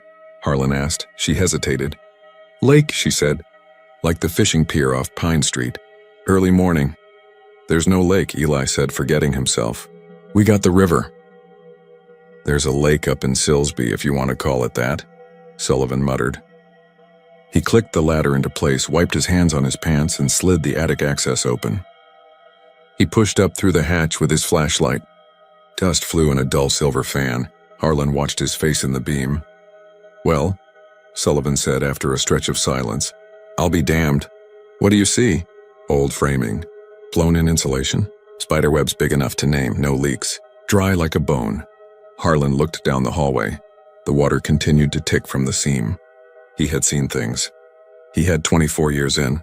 Fires that moved like sideways rain. A trailer home that folded as neatly as a coffin after a propane tank went. A man who stood in his front yard with steam fogging from his hair and no eyebrows left. The kind of flare violence that takes and then takes again. He had seen floods come up the street like someone had tilted the neighborhood a few degrees. He had carried kids in trash bags to keep them from the bugs in the brown water. He'd seen odd things too. Enough to make room for the notion that the world did not end at what you could tape and measure. "Pull the panel nearest the seam," he said. "Let's make sure nothing's running above the ceiling." They were careful. Homeowners Zeta and Zeta Prime. That was what Harlan called the 2 kinds he saw. The ones who saved every receipt and cried when you scuffed their molding, and the ones who hadn't paid a bill in years and laughed while you carried their couch down the steps. This house felt abandoned, but he didn't know its history. He didn't know who might come back to stand on the sidewalk and tell a story you couldn't unhear. Sullivan cut a neat square, lowered a wedge of plaster, and set it gently aside. They raised their lights. Dry as Sunday, choice dusty and hard. No pipes, no ducts, no sign of water above them at all. The drip did not stop. The neighbor woman had come to the steps in her robe and had one hand over her mouth. Behind her, a man in a ball cap, shirtless, holding a beer like a talisman. Another neighbor had put on boots and was straddling his lawn like he could stop the night from crossing it. Their faces were lifted toward the open door. The water pooled across the floor, slid under the threshold, and dropped in fat, languid tears over the edge of the second step. It worked its way along the porch boards and down the risers and found the path of least resistance across the cracked walk. Eli said, barely above a whisper, "Cap, listen." They'd been listening. That was the trouble. The drip had cadence, counting time. In the empty house, the echo made patterns, and Harlan, against his better judgment, matched it to another sound from another night. The sound of someone tapping on sheetrock from the wrong side of a wall. He had been on the department when Harvey turned the city into a shallow, stinking lake. He had steered a flat-bottomed boat through a subdivision half a mile west of here, while the wind pushed chop against pickup trucks like they were dock pilings. People had waited for them in upstairs bedrooms with towels over their mouths. They had banged on ceilings when the water got up high and sent a fist through the attic hatch cover when it got higher. Harlan had felt the boat thump against a submerged mailbox and had cursed and kept his eyes on the rooftops. After that week, he had a dream every few months where he looked down into the water and saw an upside-down living room take shape like a photograph in developer fluid. Lamps and a coffee table and a man walking on the dry underside of his own roof. "Pull another panel," Harlan said, but softer, as if he didn't want to wake something. They cut a second square. Dry. They cut a third. The attic above stayed dusty and undisturbed. The water below continued to form itself and fall. Every drop was cold. It had no source. It seemed to Harlan that it was condensing out of the air itself, pulled from breath.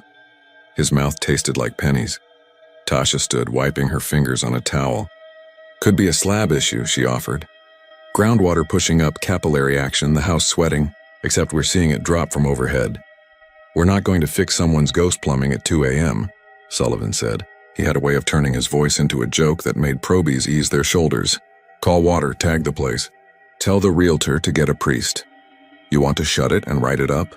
Harlan asked. Sullivan hesitated. It was the first time that night Harlan had heard a catch in his engineer's throat. The adjusters and the city would do what the city did. But if they left the house to drip itself empty, what would it be emptying? And whose was it? "Let's do a full sweep," Harlan said. "Make sure no one's squatting. If we flush anyone out, they might know something." They made their way down the hallway. A hat rack stood like a thin skeleton near the door to the back bedroom.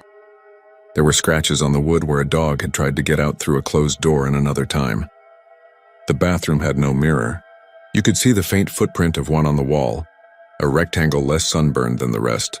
The tub had an iron ring and a hairline crack like a dry river. The vanity cabinet hung open, and the shelves were bare except for a single bottle of lemon oil tipped on its side like a ship. There were 2 bedrooms. The smaller had wallpaper with little green leaves peeled at the seams. The larger had a stain on the carpet where a bed had been. The closet smelled like damp paper. Tasha stood at the window and put her ear against the board like she could hear the night better that way. The drip sped up. It had started as a metronome. Now it was a whispering rain in one room and a shiver in the next. The ceiling seam swelled and fell and swelled and fell. The water ran along the baseboards as if it knew the route by heart. It found a floor vent and slid into the darkness. The house made a throat sound then, a swallowed hush, the muscle noise of someone taking a drink and trying not to show it. "Cap," Eli said again, but this time it was warning. He stood in the doorway to the small bedroom, his light on the closet floor. Harlan and Sullivan came to his side. Inside the closet was a hole cut clean through the drywall. Not big enough to call an access, not small enough to be a mistake. The edges were straight. The cavity beyond was dark. Tasha leaned in careful and shone her light along the base. "Jesus," she said. "Look at that." The white chalk line of plaster dust along the floor was interrupted by marks like someone had pressed their fingertips into it in order. 5 in a row, and then another 5, and then another, moving toward the hole. Each finger had left a crescent. The marks were recent enough that the dust still clung to one edge. Harlan felt his head ring, a tightness like altitude.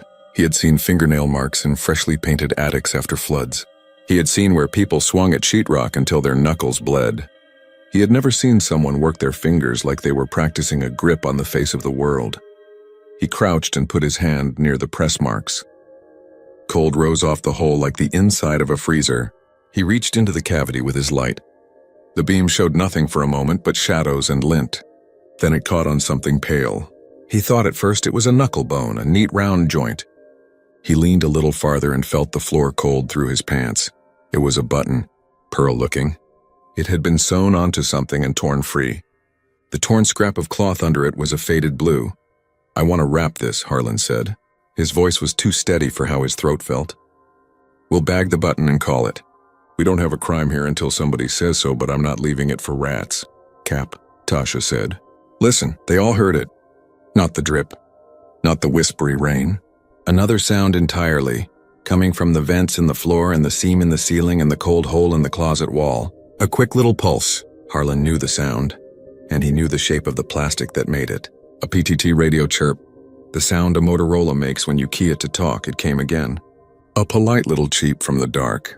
Then a voice under it, tinny and distant and wet around the edges. "Engine 5, the voice said. "Be advised. Caller reports water rising. Caller reports trapped in attic. Caller is male, mid-50s, alone. Caller reports he cannot find his utility knife." The hair on Harlan's arms went sharp as wire. He had made that transmission. He knew the exact words because he had written them down. Scrawled them on a coffee-stained pad at the station with his hand shaking from caffeine and cold water, while the storm leaned on the roof. He had said those words in the dead blue morning 2 days into the flood, when the boats were spread thin and voices on the radio had the peculiar forced cheer of men standing on chairs. Sullivan looked at him. Tasha looked at him. Eli did not look at anyone. He looked at the hole and then at the seam and then at the vent. The engine outside put a low red flicker on the walls. Harlan took his portable from his shoulder and keyed it. The chirp sounded like the chirp from the vent. He didn't know what he was going to say until the mouth of it was open. He said, because it was what he had said then, "Copy, E5 en route." His own voice came back at him from the hole, from the ceiling, from the vent. The perfect same words he had spoken years ago, speaking again from plaster and duct like it had been stored there and kept on ice. They stood in the closet and felt the temperature fall. The water on the floor moved faster. It found the toes of their boots and worked around the edges. The neighbor woman made a small sound on the porch as if she'd been pinched. The man in the ball cap said something ugly and soft and then said a prayer which came out the same. "We're leaving," Sullivan said.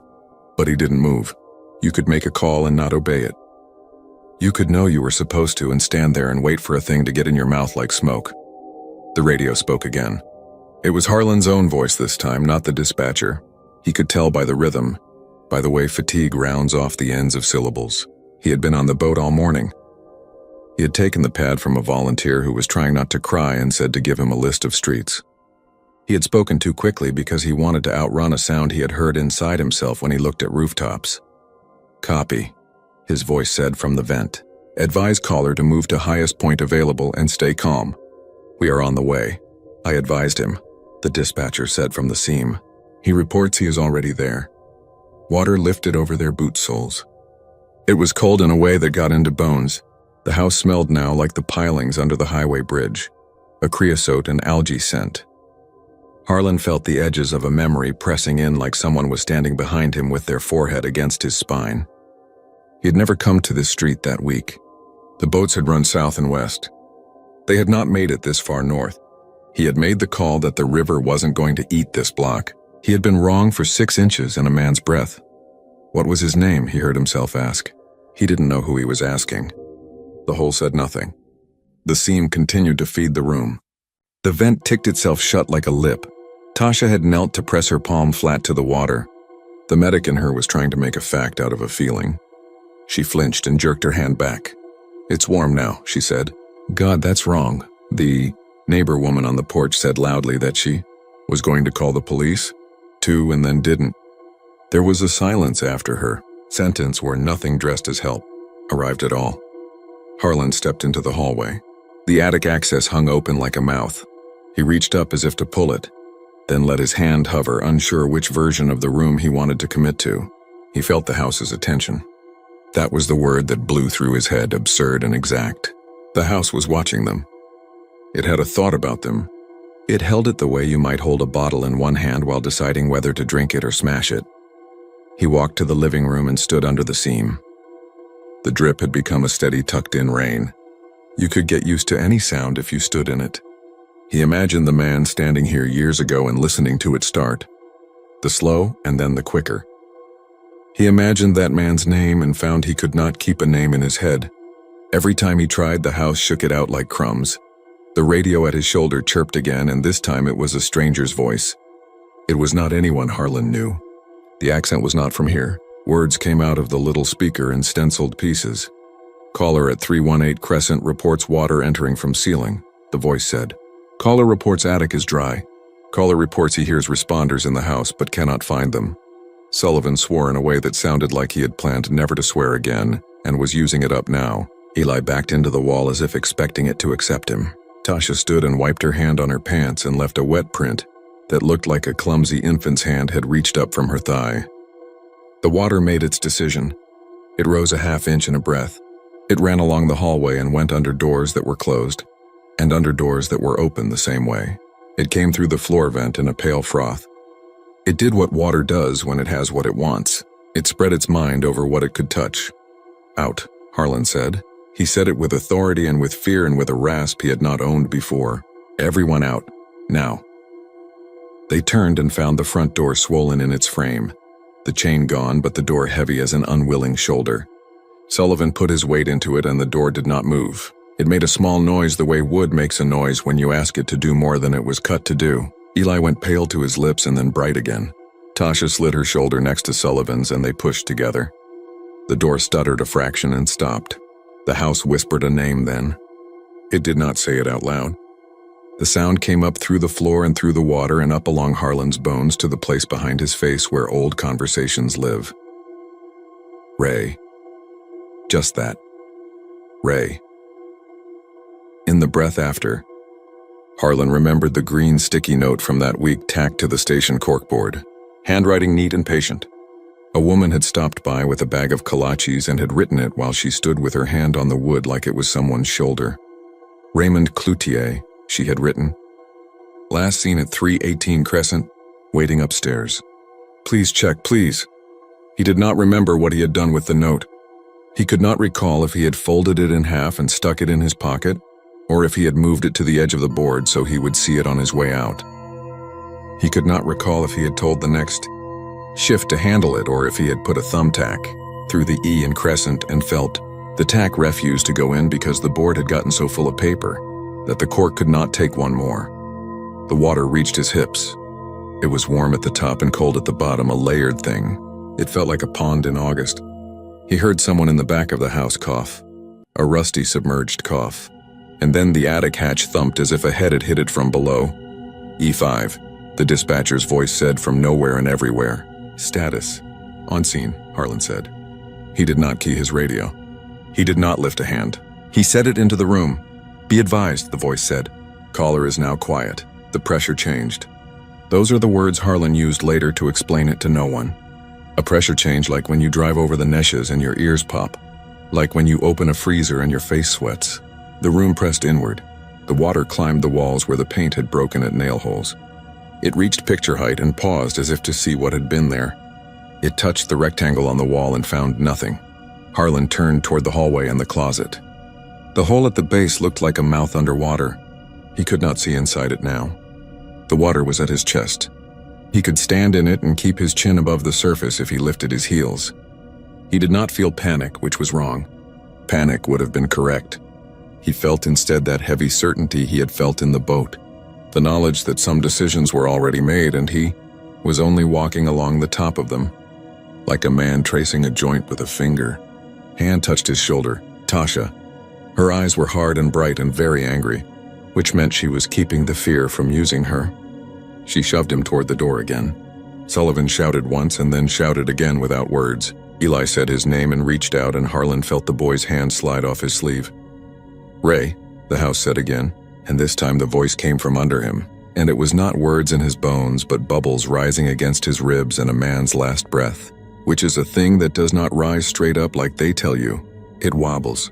It looks for edges. Harlan pulled once more at the door with all three of them on it, and it gave a bare inch and then another, and then a ripple of cold air kissed their faces, and the door stuck again. A hand came through from outside, fingers white in the engine glow. The neighbor woman reached in past the edge of the door and her robe sleeve darkened at the wrist. She made a sound close to grief and close to work, and her rings cut small half-moons in the paint. Sullivan put his shoulder down and pushed like he had pushed every heavy thing in his life, and the swollen wood made a cracking sound like a knuckle popping, and opened enough for a person to slip through sideways if they were willing to leave skin. Tasha went first. Eli went next. Sullivan turned and saw Harlan still standing with the water at his collarbones. Harlan had his head tipped back and his mouth shut. He stood under the seam as if he were taking inventory of it. Sullivan shouted his name and put his hands on Harlan's coat and pulled, and Harlan did not move. "I have to hear him," Harlan said, and for the first time he realized he had said something he did not mean. He had said I instead of we. He had said have to like it was a duty he owed the house. He had to change the sentence. He had to put Sullivan's name in it. He had to say we. He had to say now. He did none of those. The water popped in his ear, not with a sound you'd hear in air. A wet interior pop like a bubble had found a door. He heard then, clear as a radio on his shoulder, a man's voice as if it were pressed against the other side of a wall. Raymond Cloutier said in a normal voice, in the tone of a man who is trying to keep someone else calm, I went up like you told me. The hatch was locked and I couldn't find a knife. I have a screwdriver, but it's short. There's a suitcase in the hall and I stood on it and I was not high enough. I called my wife and told her I would see her soon, and the phone died, and I sat with my back against the door and I could hear my dog whining under the bed, and I could not make him understand he was supposed to go up the closet wall. Are you coming? Harlan opened his mouth and the house put water in it. It didn't feel like a flood then. It felt like a hand placed over his mouth by someone who needed him to be quiet in a way beyond polite. Sullivan's arms came around him. They wrestled like brothers on a floor somewhere behind the life they remembered. The door widened another inch.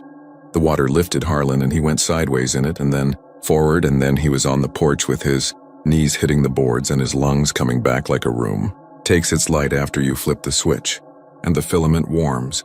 They dragged him to the grass and he lay on his back and looked through the pecan leaves at a sky with no stars.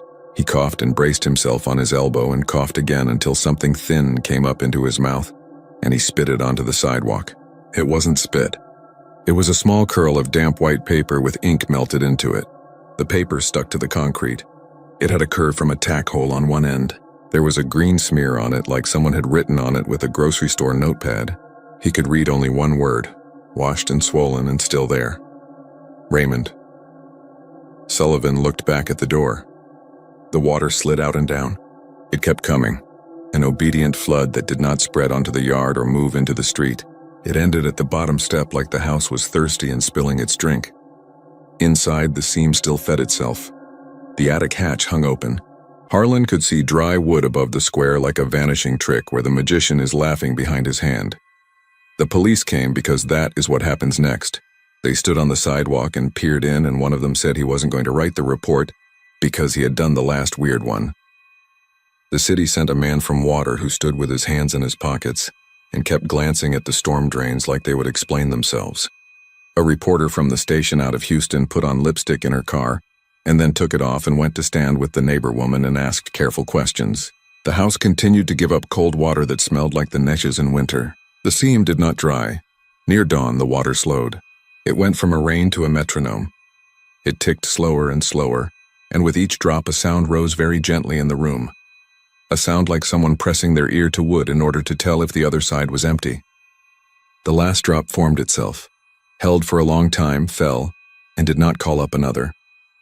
By that hour, the boards had eased and the door sat easily in its frame. Harlan stood on the porch in a blanket and looked at the living room and thought about the hole in the closet and the button in the dust and the suitcases that aren't tall enough. He thought about the note and the green smear and his own handwriting and the way he had gone around the block in his memory again and again without finding the street. They shut the door and looped the chain through like a symbol. They drove back to the station with the windows down, like you do after a fire when you're trying to blast out the smell. It did not help. The engine smelled like river still.